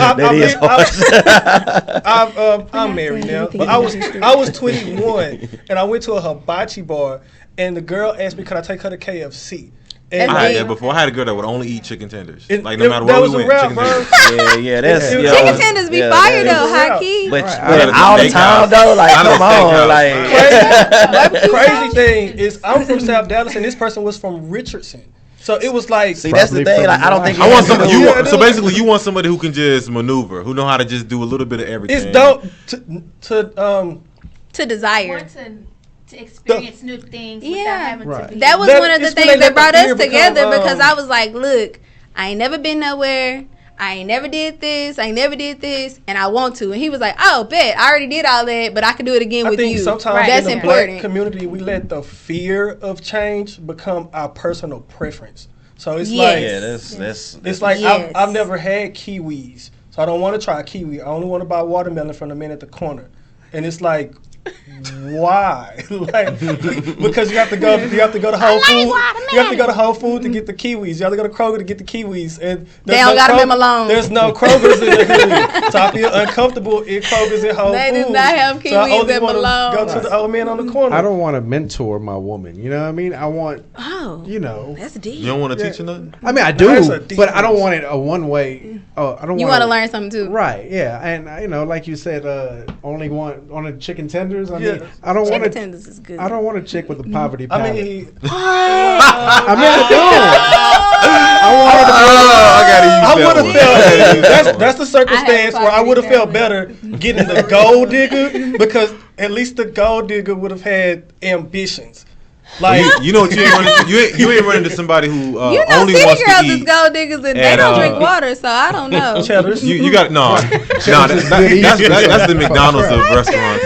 all I'm talking about like a woman that only wants to eat at like the Keg Steakhouse. That only wants to eat at every time. Like I like to eat, so I'll go out to eat a couple times a week. I love food. Like yeah, I'll go out to eat. Like especially if I'm dating somebody, like I like to eat. So I am either gonna cook it or we're gonna go somewhere to eat. So But I don't that's- want to eat McDonald's every night. and- That's my thing. wanna But eat then it'd be McDonald's, like period. you're gonna do all of this and then you're still gonna go get the chicken nuggets. Like it doesn't matter. See, Like, see that right there. That would drive me nuts. Yeah. Like, especially like if you won't even eat sushi with me, man, what's going on, man? Like, just- Yes, that's a big thing. Kayla doesn't eat sushi, but it's like we get to go. Our and she- first day was at a sushi She'll place. get the fried rice, It which wasn't I good. feel like fried rice is like textbook black go-to. I had when it never comes to even Asian had food. fried rice. So- One, Wait a minute, because fried rice Yeah. is because that's the universal. Asian restaurants in the But I hood think it's it's not universal. chicken. But I feel like it's So- the textbook go-to for black people. Like We were Just gonna give me take the a fried break, rice. but I don't think we're gonna have time. So I'm gonna pass y'all out this list of stereotypes submitted to me by my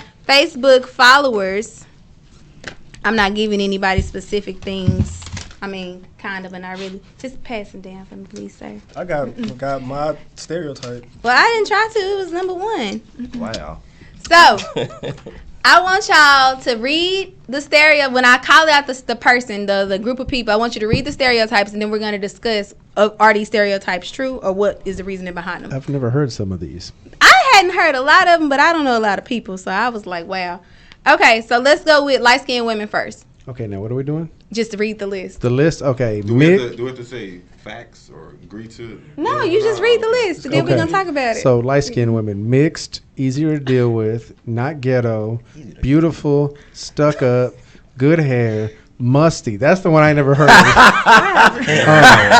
Slutty, can't fight, and stupid. Okay, light-skinned men. Weak, emotional, sensitive, feminine, good hair. I have good hair. Can't fight, stuck up, entitled, slutty, egotistical, lame, pretty boys, and sneaky. Okay, dark-skinned men. Musty, mean, dirty, lazy, thug, strong, ugly, bigger penis, dumb, I guess breaking homes, burglarize, I guess, no father, thieves, good side dude material. Oh, wow. Oh, I used to be What good is- side. That's dude crazy. material. I don't think that has nothing to do with Dark-skinned no, women. father. That's Smelly vaginas, can't grow long hair, ghetto, loud and obnoxious. I didn't write these. Hard to deal with, ugly, great in bed, bad attitudes, poor hygiene, and yellow teeth. It sounds like poor hygiene is a theme across. I all think of that's these. just What'd you get, Pilar? Oh, you got white men, right? White men. Treat their women well. Bullies. Fake laugh all the time. False sense of entitlement. Very rapey and unhygienic. Wow. And I have Hispanic men, can't drive, abusive and child molesters, hard workers, alcoholics, small penises but will overcompensate with gifts, head of the household, cheaters, gay fetishes, and can fix anything without assistance. Gay fetishes. I just learned this last week that was a thing in the Hispanic community. So which one of your Yeah, racist friends put all these together? Listen, there You did was a poll on Facebook. I did a poll, and all I did before I got here was write it down, and I was flabbergasted by a lot of these. Some of them I was like, okay, I can see where the stereotype came from. But for me, when I consider a strong black man in terms of like hard working, I see a dark skinned man because they've had to work harder to get less as far. I would say that is that was an era. I mean, not an era like as in ERROR, but ERA. Oh, okay. I can see Like, that. But when I read the stereotypes that they were lazy and all of that, I was like, well, I don't really think that that's something that I had considered. Yeah, I wouldn't have thought of that word when. Well, I don't think of that word when I Hear a dark-skinned man? Yeah. White people might think that though. That's true. Yes, Might. But in an era, the darker skinned man was in the field, so he was harder working. In that era, it was. But I'm saying he's saying that white people might consider them to be lazier. I'm like, where did they come from? I mean, growing up with Hispanic family members, that was something that I heard a lot. The dark skinned men are lazy. That black people. But the thing about it is when they said in the Hispanic community, when they said black people, it was always dark skin. And it was like dark skinned people are lazy. Because when you think of a black person, and they feel like they better than everybody. Person. Sure. For the white people, white man specifically, I did a post for white women. Nobody commented. I guess they don't know any white girls. I don't know. Which did y'all agree with any of those stereotypes so you can see where some of them come from? Yeah, go ahead, white man. Okay, so like the whole treats their women well, like, and that's where, like I said earlier, like if a chick says, "Oh, I want to try something different," be like, "Look, if I don't like you like that, I'm gonna dog you out just like anybody else is gonna dog you out." Okay. I mean, I wouldn't necessarily like say that. when I consider a good man, I see a white man. Yeah. Mostly because most of the white women that I've seen are very frazzled, and it's because their men don't treat them well. But that is my personal But opinion. I used to always hear things like, "Oh, you can get a good woman at church." But most of the women, Nah, that that's did not. me dirty That's not. church going women. That's You know not. what? That's not true at all. They was the ones quoting the Bible, praying for me, but they was out here doing me dirty. So I think on the catch-22 in the black community, when a black man gets a white woman, it's a symbol of success. When a black woman gets a white man, it's also a symbol of success. They will say, like, I remember when I was younger, like you say, people don't say you're Haitian enough. I was called white girl my entire existence until I had already graduated high school. My family was still calling me white girl. When you talk to other people who are not in my family, they were like, Kayla is loud, she is country. But the things that I like were considered to be white people things. The books that I read, reading books was a white people thing. That's a white person thing. I would watch surgeries on TV because I wanted to be an epidemiologist. That was a white person thing because I didn't like watching cartoons. I would only watch Food Network, and I would watch Discovery Health, which showed like open heart surgeries and stuff like that. I grew brine shrimp in my room. That was considered a white person thing. I didn't want any.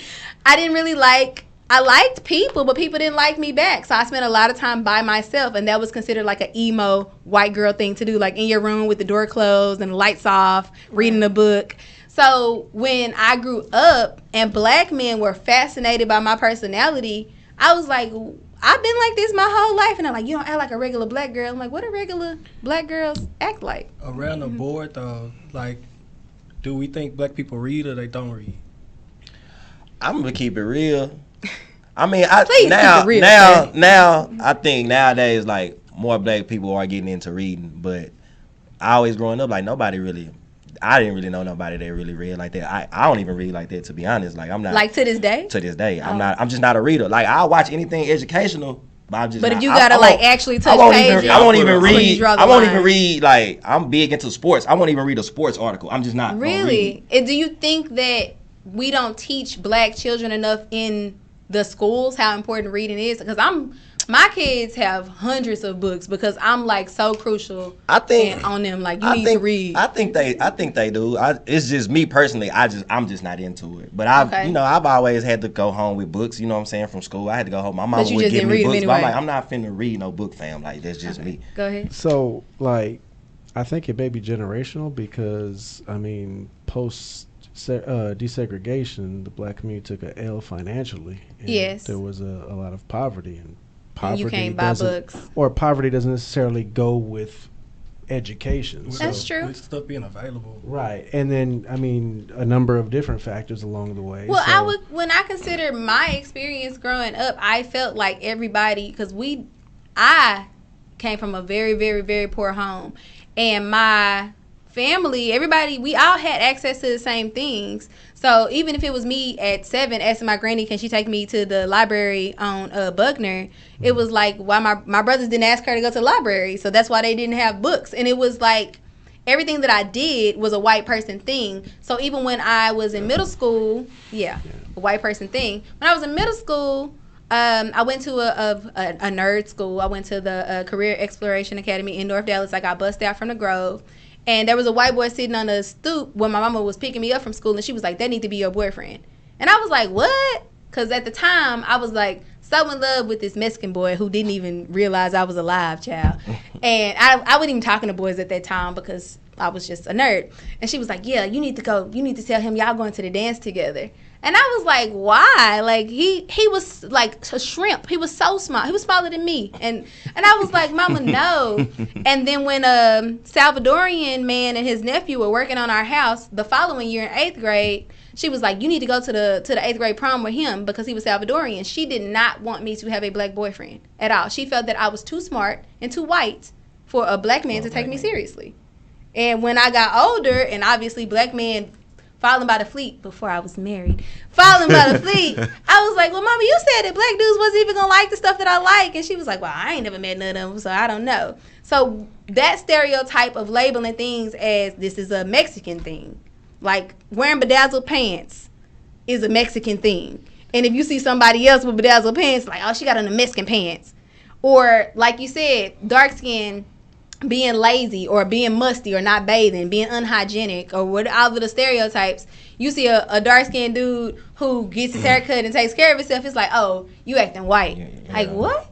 Like, because he took a shower? Or act light skin. I've been told I act light skin when I do something. Like, you acting light skin. Fam, I just like my haircut. Like, what you mean? Why is that a problem? What about your list? What did you have, light-skinned women? Mm-hmm. In the black women that you have chosen to date, are they light skinned, are they dark, or you just don't care, they just got to be black? It's not as big of a deal I'm not immersed in it just like I would imagine y'all are. Because colorism isn't really a thing outside of, because everybody's just black. I can't differentiate where y'all fall on the tone scale. It's the brown paper bag. I don't know what a brown paper bag looks like without seeing it. So, like, I understand he's dark skinned, but, and I guess are you light skinned? Are you light enough to be light skinned? I don't know. So for me, I tend to lean darker. I surpassed the yellow. Brown paper bag. Yeah. Have you? Okay, I mean, I don't know. It's not that big of a big of a thing for me. That's an uncomfortable conversation to have. Like, are you light skinned? Right. I don't know. But for me, I think I tend to lean darker. Okay. But I mean, I won't, say, oh, she's. Now I don't really like them like super light. Like almost white. Right. I just not what I'm attracted to. But, okay. I mean... You want them to identify as black, pretty much. I mean, a light-skinned woman can identify as black. Yeah. You want them to be black enough to tell that they black. But, no, I mean, I had spoken about that before the panel, that there are, in both sides of the battle, the dark skin versus light skin, there are different waves, because I was telling Kayla on our way up here that you have the Klay Thompsons and Steph Currys, and that's more so like the light skin. But they are not light skinned; they are biracial. It's different. But but if you don't know, light skin to me. Steph Curry, I still. Steph Curry got a white grandparent, don't he? I mean, but both his parents are black. Both his parents are both half black. I still consider Steph Curry biracial, me personally. That's my personal belief. But that's the conversation we had. If you black, you black. It don't matter. I feel like in order to be black, you got to have 2 black parents. He has 2 black parents. Okay. Is Klay Thompson biracial? Is he? Yeah, I don't really he know biracial. people. He biracial. But they identify as black men. But I would not put them in the same. Because their experience wouldn't be the same as yours. Yes, but we probably have the same genetic mixture. The same amount of mixture. It's just, I feel like the way that I look, people know that I'm black. Yeah. You know what I'm saying? And the way that they look. But I think it's like what Paul was saying. It depends on where you are. Because me and my best friend went to Miami in 2015 or 14. I can't remember which one it was. We went to Miami for my birthday, and everybody kept asking us, "Where are you from?" And we were saying Dallas. We were like Dallas. And my best friend is the same skin tone as me, and we weren't doing anything particular, but we weren't acting what they consider to be black women in Florida. We were not loud. We not really party people. We don't really drink. I don't drink at all. She don't drink like that. And they were like, "Where are you from?" And I was like, "Dallas." And he was like, "No, like originally." Yeah. And I'm like, "Dallas?" So he was like, "Oh, I thought y'all were from the islands. I thought y'all," and it was because of the way we were carrying ourselves. So I think in the black community, colorism is a big thing, not even necessarily based off of skin tones, but we label people based off of how they carry themselves and determine on how we feel. Are you black enough? Well, if you got hair down your back, I done seen some people. You could be black, you could be my skin tone, have hair down your back, and naturally, and they're like, "Oh, what are you mixed with?" That's exactly. the thing. That makes me so mad. I felt more comfortable in Florida and Puerto Rico because they just, like she said, like with her friend in DR, they just assumed I was what they were. And here is what you mix with, which I don't mind. Like me personally, I don't mind having this is my racial makeup conversation. But after a while, it gets annoying. Like it's fetishizing. When it's like every day, couple times a day, somebody's like, "Oh yeah, I like your hair. What you mix with? You handsome. Like what you mix with?" But there it was like. There in Puerto Rico, it was just like, "Oh, he might be a Puerto Rican." In Miami, it was like, "Oh, he must be a Cuban," and nobody bothered me. You know what I'm saying? Like it was like normal waves. Even in New Orleans with the Creole people, it was like they just left me alone. Yeah. So I don't know where that comes in at when we start doing the colorism thing, but the colorism thing is a thing. It's a real thing, and I don't think that like my sons are about one of my middle son and me are about the same color. My oldest son, he was like real super pale. He probably has more Hispanic blood in him than I do, so he really looked Hispanic. And then now he's just like a light-skinned black person, but he acknowledges the fact that he's light-skinned, and I don't like that. Like, I want both of them to just look in the mirror and see a black man, because I don't want you to feel like you get the privileges that a light-skinned man might get, and I don't want you to feel like you get the put downs, like the feminine and the this and the that a light skinned man might get, because that's not something that I want them to put in their brains. Because for me, because I was told for so long, like, this is white, you like this, so this is white, you want to do this, so this is white. It was like me having an identity, and I'm black.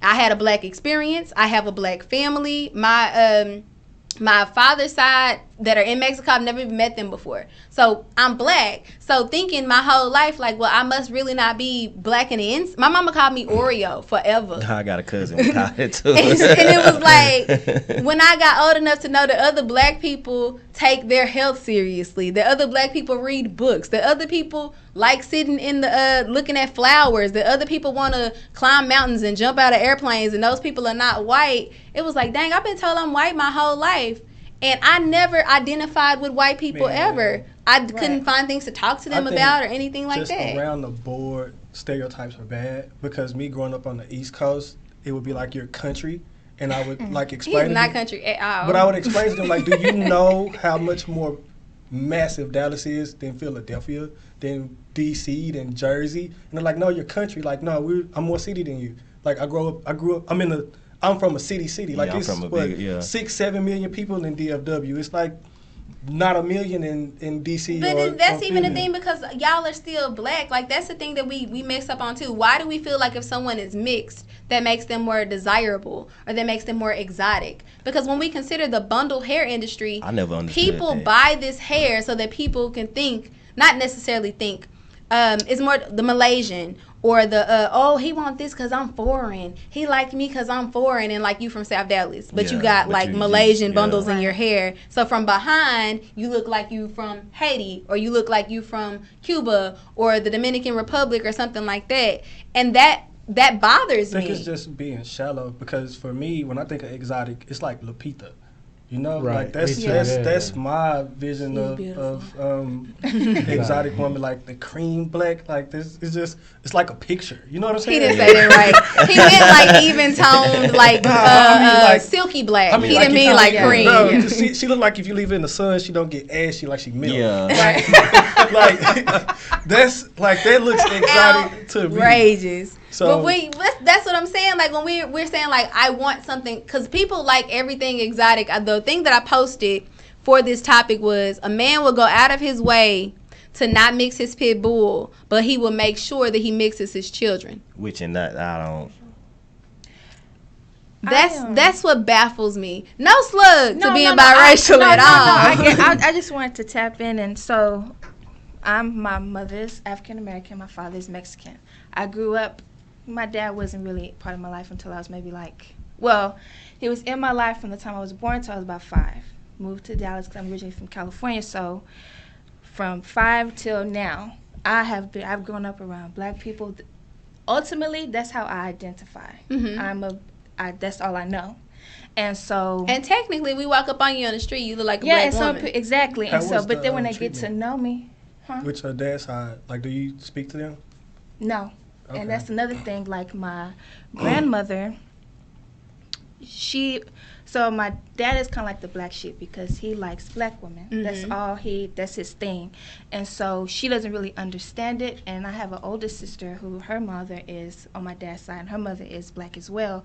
But she doesn't really know how to handle us because we're half black. That doesn't make any sense. So in her mind, because she's Mexican, she has more of a leeway with white people than she does with black people. That is crazy. So, my experience, me and my brother, shout out DJ GS, we are more so on the light skin spectrum, right? Mm-hmm. And our little brother looks like the boy from Blindside. So when we would go to the Hispanic side, my little brother used to have to stay outside, and they would let us go in the house. But even when we would leave the house, they would still check us. But the only way we were able to make it in the house was because we were a brighter skin complexion. That's crazy. And mind blowing. There's another one of us, and he was full blood. I have 2 full blood Hispanic brothers, and one grew up in the house with my mom. My mom's not his mom, but he had the black experience. But my other brother, he's like textbook stereotypical Hispanic boy, bad Hispanic boy. But they treated him like Jesus. So that dynamic made a lot of resentment, like in us when it came to Hispanic people, because it's like they're racist because of the inside treatment. But then I also had another adoptive family, also Hispanic, where I was there. Like there was no difference. Like we were bathed in buckets together. Yeah. So it was just, and to add information to it, on my brother's side, they're traditional Hispanic. But on my adoptive family side, they are modern Hispanic. And the older people still, like, they accept it, but they still like the black kid, you know? Right. Yeah. But they more so like, oh, like, that's just our cousin. It's like, I nobody think it's a big deal in the black community that we really, really need to get to, something that I didn't really understand until I was already an adult. Because my brother and I have the same mama and the same daddy. I don't have any adopted families. I don't have any extra siblings or anybody my mama took in or anything like that. But we knew my grandmother was Mexican. That's it. That's my mama told us, like, okay, that's your side of the family. My dad was in prison. So he would tell us, my grandmother taught me how to speak Spanish when I was little. So that's something that stuck with us. And then we just ate a lot of, like, Mexican food, period, because we're in Texas. Mm-hmm. But something that what your grandmother, your paternal grandmother doesn't understand, that anybody with brown skin is black. Right. So that's something that we don't consider, because them sending little, I can't say his name, sending a little brother outside and patting them down doesn't make any sense, because we're still brown. So if me, Pilar, Dominic, Paul, Matt all sitting in the car and Chris is in the front seat, they're going to treat Chris differently, even though he's Greek. They might think, he's a cornbread-fed white boy from Mississippi, right. But it's not that. And that's something that we don't consider in the black community, especially with Paul bringing the I am not from Africa thing to the table, because people I used to get that a lot. That's what I'm saying. What part of Africa you from? And it's like, I'm not African. Are you African American? You got on slides, though, Paul.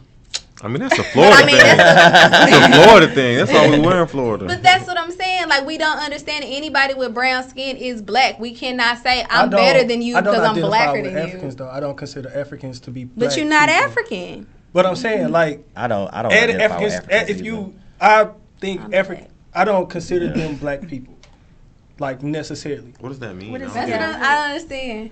I consider, like, black people to me are African American, black Americans, dispersed people of color. Oh, so like you feel like because they're from their homeland that they are just African? They have a different historical experience. Yes. Yeah. And that's why I'm so big on the identifying what. It's not to separate. It's to just like know you're black. Like I want to know my black. Cardi B had an experience where, if y'all are not aware, Cardi B's mother, I believe, is Dominican, and her father is something else. Anyway, her hair is nappy, and her skin is dark. Not like dark, like she's probably like a little bit lighter than me. Dark enough to be black.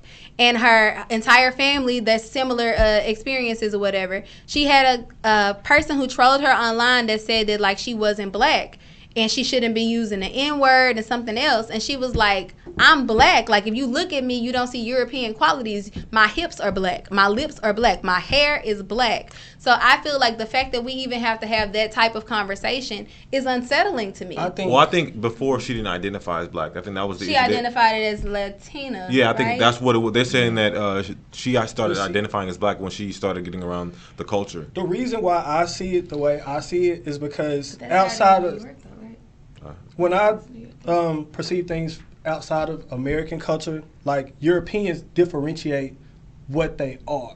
You know what I'm saying? Does your family differentiate the fact that your mother is Swiss and all of the other stuff that you Well, that means they're American. So yeah, that's what I'm saying. But if you're in like a European is gonna, that's why I don't like the words black and white, because if a person from the UK is looking at a white person in America, what do they call them? You know what I'm saying? And that's why I don't like the word black, because I need a specific word. Like I need something to. But if we go to the UK, they're gonna call us Americans. But like in the UK is broken up with the British Africans and the British Jamaicans. You know, like those two different subgroups. And here, like I'm in a subgroup. Like we're not the same. Black. We're not the same to be placed in the same box. We are the same. We share the same experience, so we are that people. But we're not the same to be in the same box. Like when I sit here, I look at 6 different people. Like, and that's not me like what the fuck being a liberal, but that's just me like seeing it. Like I see black man in a Nike hat. Yeah. I see light-skinned black woman, whatever she is. I'm sitting here, I'm light-skinned black man, whatever I am, that has no relation to light-skinned black woman. I see mid-tone black lady, and I see dark-skinned black man who does not look like black man sitting on the other side of the table. So to me, like, none of those things relate. Like, the only thing that relates is that we identify with black people. But to me, I think that's what's most important, though. You go ahead, Chris. You've been trying to say something for a couple minutes. And like, if you go back like 130 years, like, I wouldn't be considered white. Yeah. Yeah, that's true. So, like the Irish people were the black people of the white people. What you mean? Like tossed to the side? Like bottom level. Right. Yeah. But then that's what I'm saying. But then they became one of the most racist groups of people. Okay. All of those people that got off the boat in New York City ended up being some of the most racist people in New York. That everybody is offensive in New York because they can be, because it's like the same ratio of everything. Like it's the same amount of Dominicans that it is of Irish, the same amount of Irish that it is Italian, the same amount of Italian that it is Jamaican. So everybody is racist outside their group. Like when you're in New York, you hear like a Jamaican call somebody a chink, then you hear the chink call somebody a kike. That's a Jewish person, derogatory term. That's too much. But you hear all that, so it's not like the Jew and the Italian don't necessarily identify with each other there, but that's a more it's open to different nationalities. New York is. So there. But that's what I'm saying. New York is still a part of America, though. So even if you have Italian, Jewish, all of these different levels of white person, all of them are standing together, and then one black person stands next to them, they're going to be treated equally. But that's in America as a whole. But that's also your perception, too. Because that is true, because I'm a black perception. Right. You see them as all white, and they don't. They see them as different flavors of of white, but that's what I'm saying. But black people, when we're acknowledging those different flavors of black people, we're leaving so much stuff out, because there shouldn't be a reason why her grandmother is side-eyeing her and thinking of, I don't know how to talk to you because you're half black. Because technically, Mexico is across the street, and there are Mexicans who are darker than me. I have that argument too with Hispanic people. Like sometimes I try not to be racist in my comments, but sometimes I get blunt. Like, how do you think you're able to work in the sun?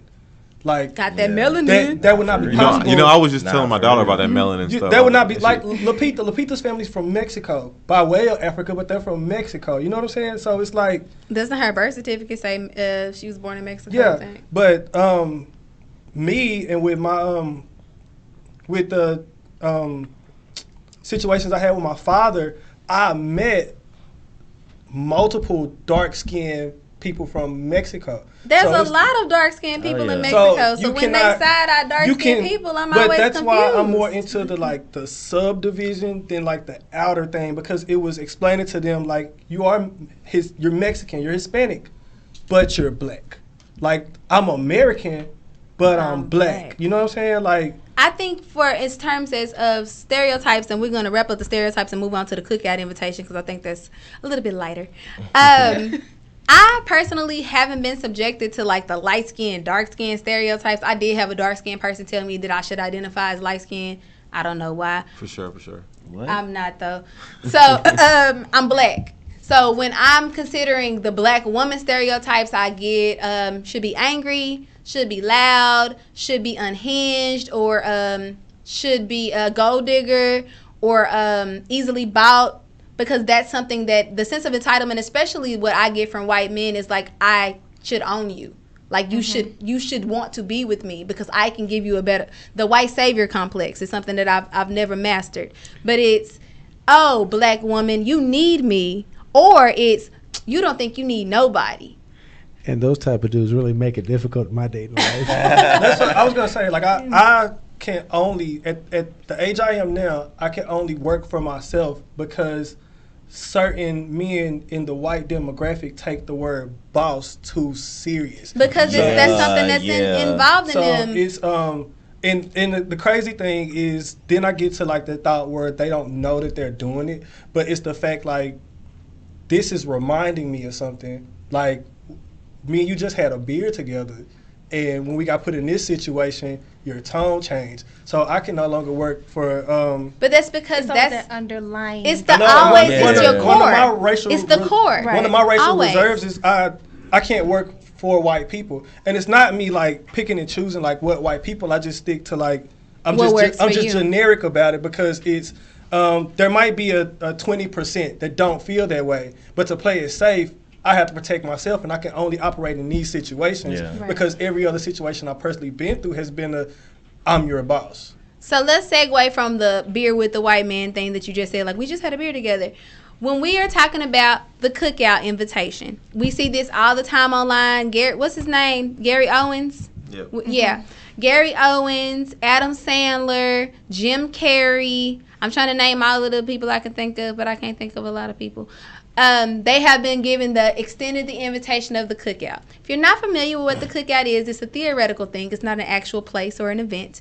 In terms of black people get together in unity and family, and everybody brings something to the cookout, and we kick it and we chill. The thought is that if a white person does X, Y, and Z they are now able to come to the cookout and sit at the same table with the black person. They're able to get the seat at the table that the black person has been fighting to get at the white man's table since the beginning of time. Well, not the beginning of time. For here, since the beginning of time we have here.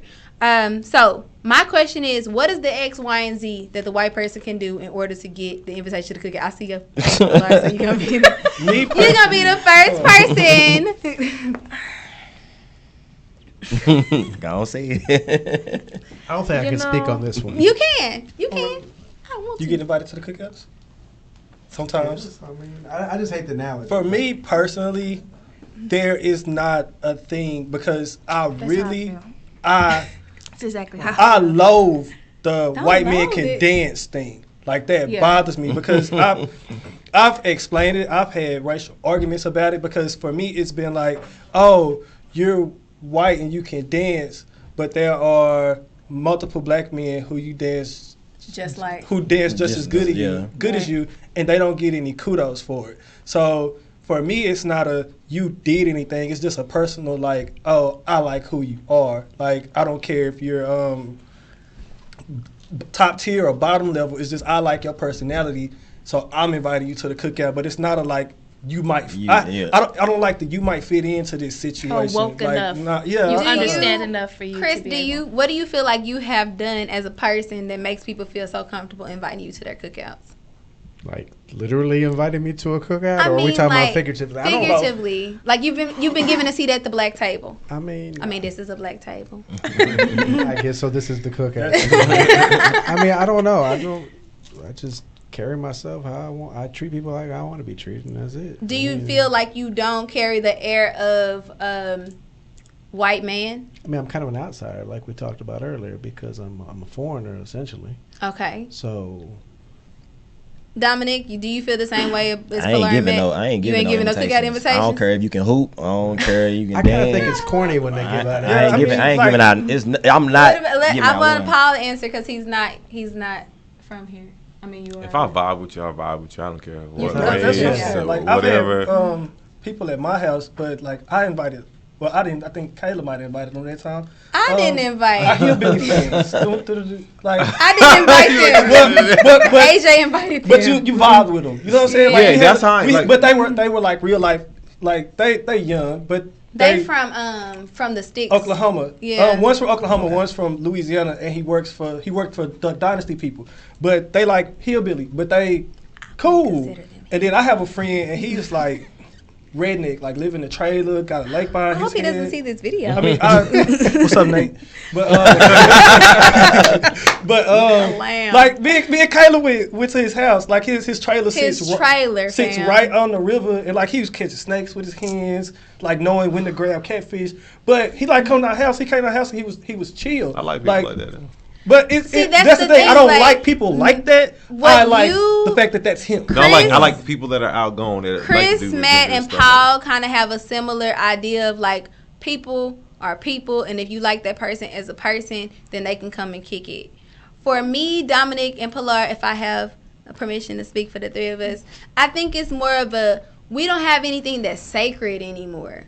I feel like every time somebody jumps through a smidget of a hoop or somebody has good conversation skills, we're like, this person is my friend, but that doesn't necessarily make them your friend. Because for me, inviting people into my home spiritually is a very big deal. Right. Also, inviting people into my space, inviting people to be around my children, very big deal. Yes, absolutely. I don't want to be on guard at said cookout. I want to be like, okay, everybody here is on the same bracket. We on the same stuff. I don't want you to be having a beer with my husband and then you go to work the next day like, yeah, I was at a black people event yesterday. You can't control that. But I think the first part of what you said was like a separatist view for me. Because if Nate would start rapping, he can't come to my house. Right.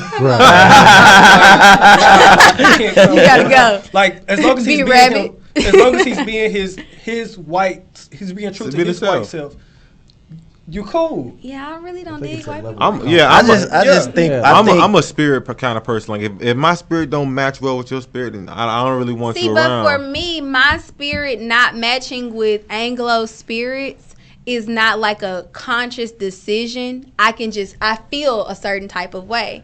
And I don't want you to be around me if I feel a certain type of. The first time I met Chris years ago, I didn't say anything to him, not because he was white, but because like I just don't like talking to people that I don't know. Do I make you uncomfortable? No, you here? don't Okay. make me uncomfortable. But his partner is Panamanian, and he didn't make me feel any more comfortable than you did. But it was like us working together and things like that. It was like, okay, I wouldn't say I'm going to give Chris a ticket to the cookout. It's like, okay, I don't have to worry about Chris is going to pull the back of my hair and think that he owns me. Right. I've known enough about him for that. Do I want him sitting down playing video games with my son? I don't know him well enough for that. And I don't know if I have that in my heart that I want to get to know him well enough for that. So I think that's the thing for black people. We feel like everybody needs to always be at the same table when in reality they have things that I've never heard of a white person saying you're invited to the potluck. Nah, for real. They not passing out. I mean, I don't eat a potluck. They They're not passing out potluck invitations because you speak correctly. They're not passing out potluck invitations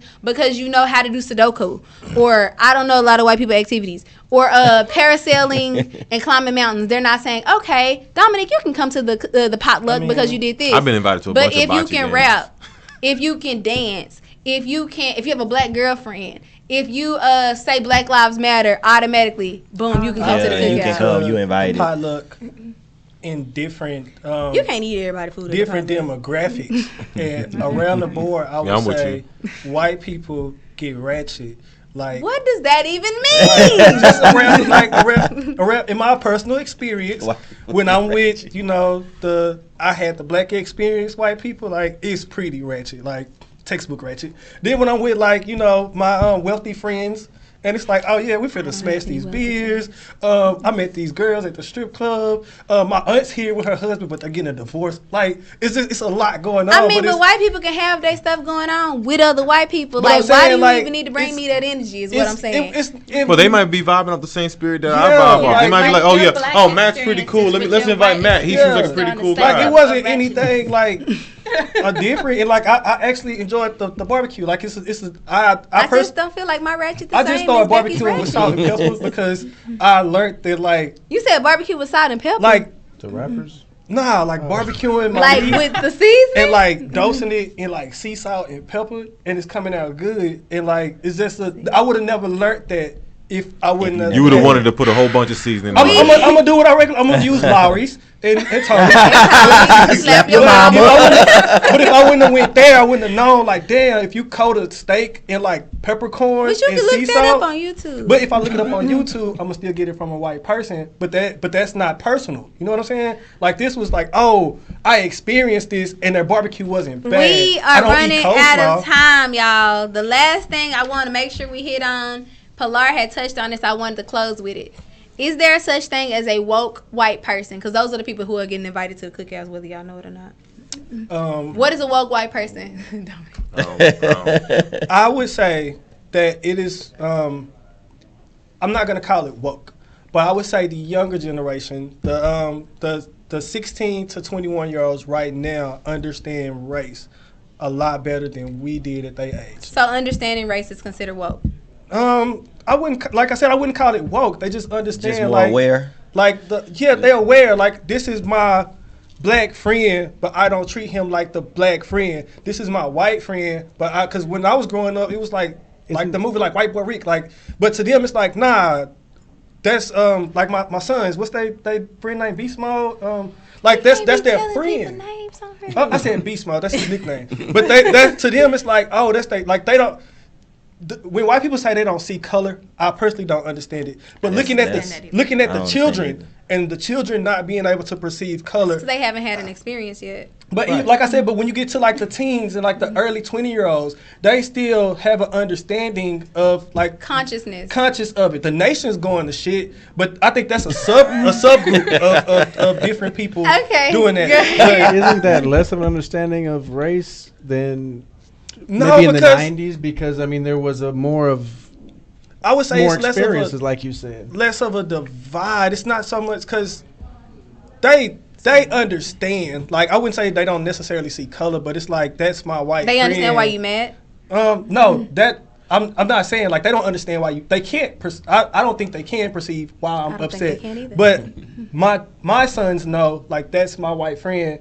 and he's gonna grow up to be a white man, and that white friend understands like that's our black friend, and his life isn't like mine.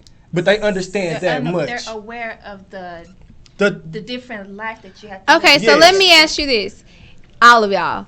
If we are in a burning building and person A recognizes that the windows are on fire, and person B recognizes that there's no way to get out, person C recognizes that they can't get on the elevator, does that change the fact that the building is on fire? No. So why does a white person being aware of the cultural differences or of the racial tensions make them conscious, Because and why does that make them better than a I'm regular not white gonna person say who doesn't acknowledge conscious, that the building is on but, fire? Speaking for people in general, unless you are aware of what's going on with the person, like that's relationship based. Like if I'm not aware of what's going on with you, I can't make your life any easier. And if I'm the one who's hurting you and I'm not aware of that, then it's not gonna get better. So being aware, like there are issues like white people understanding redlining now is like, okay, we understand like there's, because the system was fucked up for us and the forefathers built the system, but for this generation to understand like, oh, the system's fucked up, instead of saying like, no, the system not messed up, it's just something wrong with y'all. You know what I'm saying? But understanding like the system's fucked up, that's one step. It might be we might need 100 steps, but that's We one step definitely toward need 100 steps. Okay, one of y'all was about to say something about it, about woke white people. No, I think as long as they acknowledge, like, I don't consider it woke. Like woke, I think is a black term. I think I think so too. That's what we use. I think woke insinuates that you were once sleeping and then you became aware. Yeah. So I don't really think that white people have had a time when they were like forced into sleep. Can I speak on your behalf, Chris? Chris? How you gonna speak on Chris' behalf? We sit next to each other. Because Chris came in knowing the dynamics of his DNA. Yes. We are woke because we are now finding out the dynamics of you mean ourselves. like our ethnical makeup? Chris knows where he stands in the world. Right? Wrong? Am I right? Pretty much. I mean, like no difference than the other. But for the most part, you know where you stand in the world, and you know your ethical makeup. Us as black people are just now getting to that point, like you said, like I'm understanding. We're just now waking up, but I still don't think. I have a very strong viewpoint on this, obviously, but I don't think that, like what Paul was saying, the term "this person is woke" should be like that's an accomplishment. I still think that's a black. It's a black term. So when specifically this topic is only woke white people who are allies is what they call them.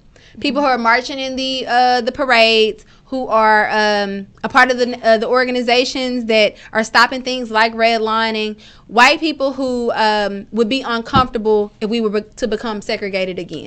You would be one of those white people. I don't. But see, the thing is, I don't consider that woke for. I just consider them humanitarians. I don't consider that woke. Meaning, because when we're using the term woke, it means, like you said, it's we were sleep, and now you know what's going. Like pretty much, now you can see what's going on. Whereas like a little girl disappears and she shows up and her organs are gone, and we're all saying it's a conspiracy. Now we're woke. Oh yeah, we've been seeing the amount of people who are getting shot by the police is not more than the people who were getting shot before. But now it's like we have a phone, and it's like at first it used to be white police officer tell black boy, you better put that phone down, and he's so scared he gonna put the phone down. Now it's like, I don't care. My mama said that I ain't gotta listen to you. I know my right. That makes us now all of a sudden that makes us woke. You know what I'm saying? Like it's.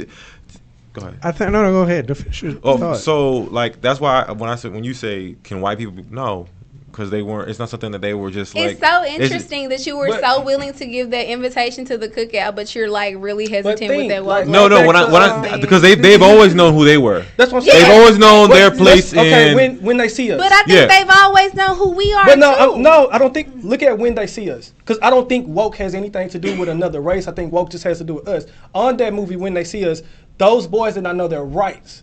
Yes. Our children know their rights. From my understanding of textbook white family, you know your rights. Like you know as a child, you know your dad's supposed to call a lawyer.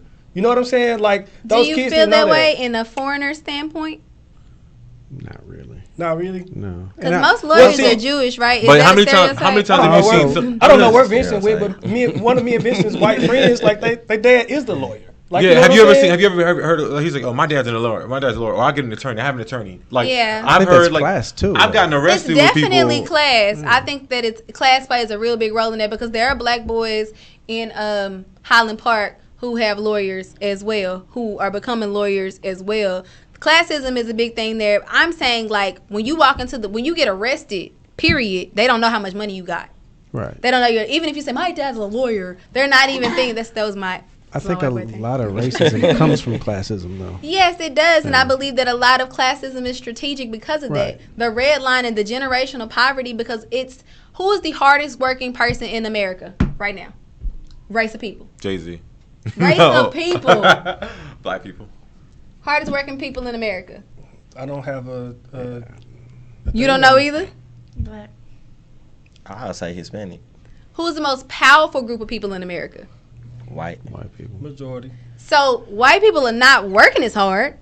They're not thinking as hard. They're not going as far. The white people I went to college with were getting D's, and they were like But satisfied. the fact is, this was a white-built country. But even with this being a white-built country, that's why the term woke and us understanding, like, dang, I worked super hard to get straight A's so I can get a scholarship, and this person barely came to school, and they don't have to worry about school. What was implemented affect someone else in a what was implemented for your life to be easier affects somebody else in a bad way. But that's still the white privilege because you still get to benefit from the mistreatment of me. I don't think white people can do anything about having white privilege. I just think that's a part of the system. I think like a lot of white people don't think about race as much as black people do. Of course not. Why would they? They don't have to. They don't have to. And so like, unless they're in a different part of town and they lock their doors or they hold their purse closer. That leads to the white person being woke because I never thought about race. I never, like, it's not that I thought your life was I just didn't consider it. I didn't think about it. Because when I'm thinking in terms of who is the most dangerous group of people in America, I think the white man. Mm-hmm. I am fearful of white men that I don't know. The feeling that a white woman gets when she clenches her purse, when my sons walk past her, I feel that way around white men, period. When I worked in corporate America for, how long did I work there? Like a year? I hated it. And I was the only black girl, and they were always objectifying me. I had a white man spill coffee directly on me, had somebody hit me with a door, like literally treating me like we were back in the 1940s. And I'm educated, I'm well-spoken, I definitely don't give off negative energy, I'm not angry, and they were just mistreating me, strictly based off the fact of like, oh, little black girl, like, I could buy you. That's the type of energy they were giving me. It was true for you that they were mistreating you. To them, they probably felt yes, for them, it was a lack of consideration. That's what I'm saying. Like, I don't think that when we are writing the lines of the title of this series, of the title of this episode, and when we're ending it, we see color because it is real for us. Yeah. When it becomes real for them, when they become woke or whatever title that they're, whatever, become more cognizant of what's going on around them, they can't do anything about it. The only thing that we can do about it, even though we've seen color forever, is continue to live our lives, and I don't think that's right. They can do something about it, but it's the amount that choose to do something about it. I mean, they could all do something about it. But once they all do something about it, that's when things get changed. If it's only like one person understands that this is how the world works, then nothing's going to get better because it's okay. And then your quality of life as a white person would have to decrease in order for my life to get better. I disagree. I also feel that way when it comes to like women that want to bring men down to the women's level. You should want to everybody come up. Yeah, that's true. Instead of bring people down to you. Everybody. The only people who win are the people on top. If we start bringing each other down, I think we'll perceive it as somebody went down. But then that would make white people have to be comfortable with us coming up. But I think that goes back to environment. Like, if you're on a just let's speak like how Malcolm X used to say it. So if I'm in the Washington coast, like West Coast, right? Mm-hmm. And we're back in segregation. Like we're a separate country now. And white people are on the Eastern Coast. They're going to perceive that they lost something because we have our own side. And we're going to perceive that they're doing better because they might be more financially stable because they're going off of the blueprint that they already had. When in turn, neither of us lost anything and neither of us gained anything. We're just at a standpoint. We have our own, they have our own, and we're doing what we have to do to maintain it. The Malcolm X conversation is definitely one that needs to be had or to be considered, but because of the racial climate that we're in right now, it's not something that we can even see fathomable. But we are now out of time, y'all. So I did want to say that this necklace that I'm wearing is obsidian. It is to protect me from all negative energy. I wore it today because there's going to be a whole lot of people. Not that I think y'all are negative, but y'all might have brought something from somebody else. But it actually came from the Healing Hippies, and they're located in Arizona. I'm going to post their link when I post this video. Thank y'all so much for joining us today. Thank y'all so much for all of y'all's inputs. I hope y'all learned something that you can apply to your life. And if you have any questions or concerns, make sure you inbox me. I want to know how you feel. Maybe you giving out cookout invitations or follow-up invitations. Thank you. Bye. Hey.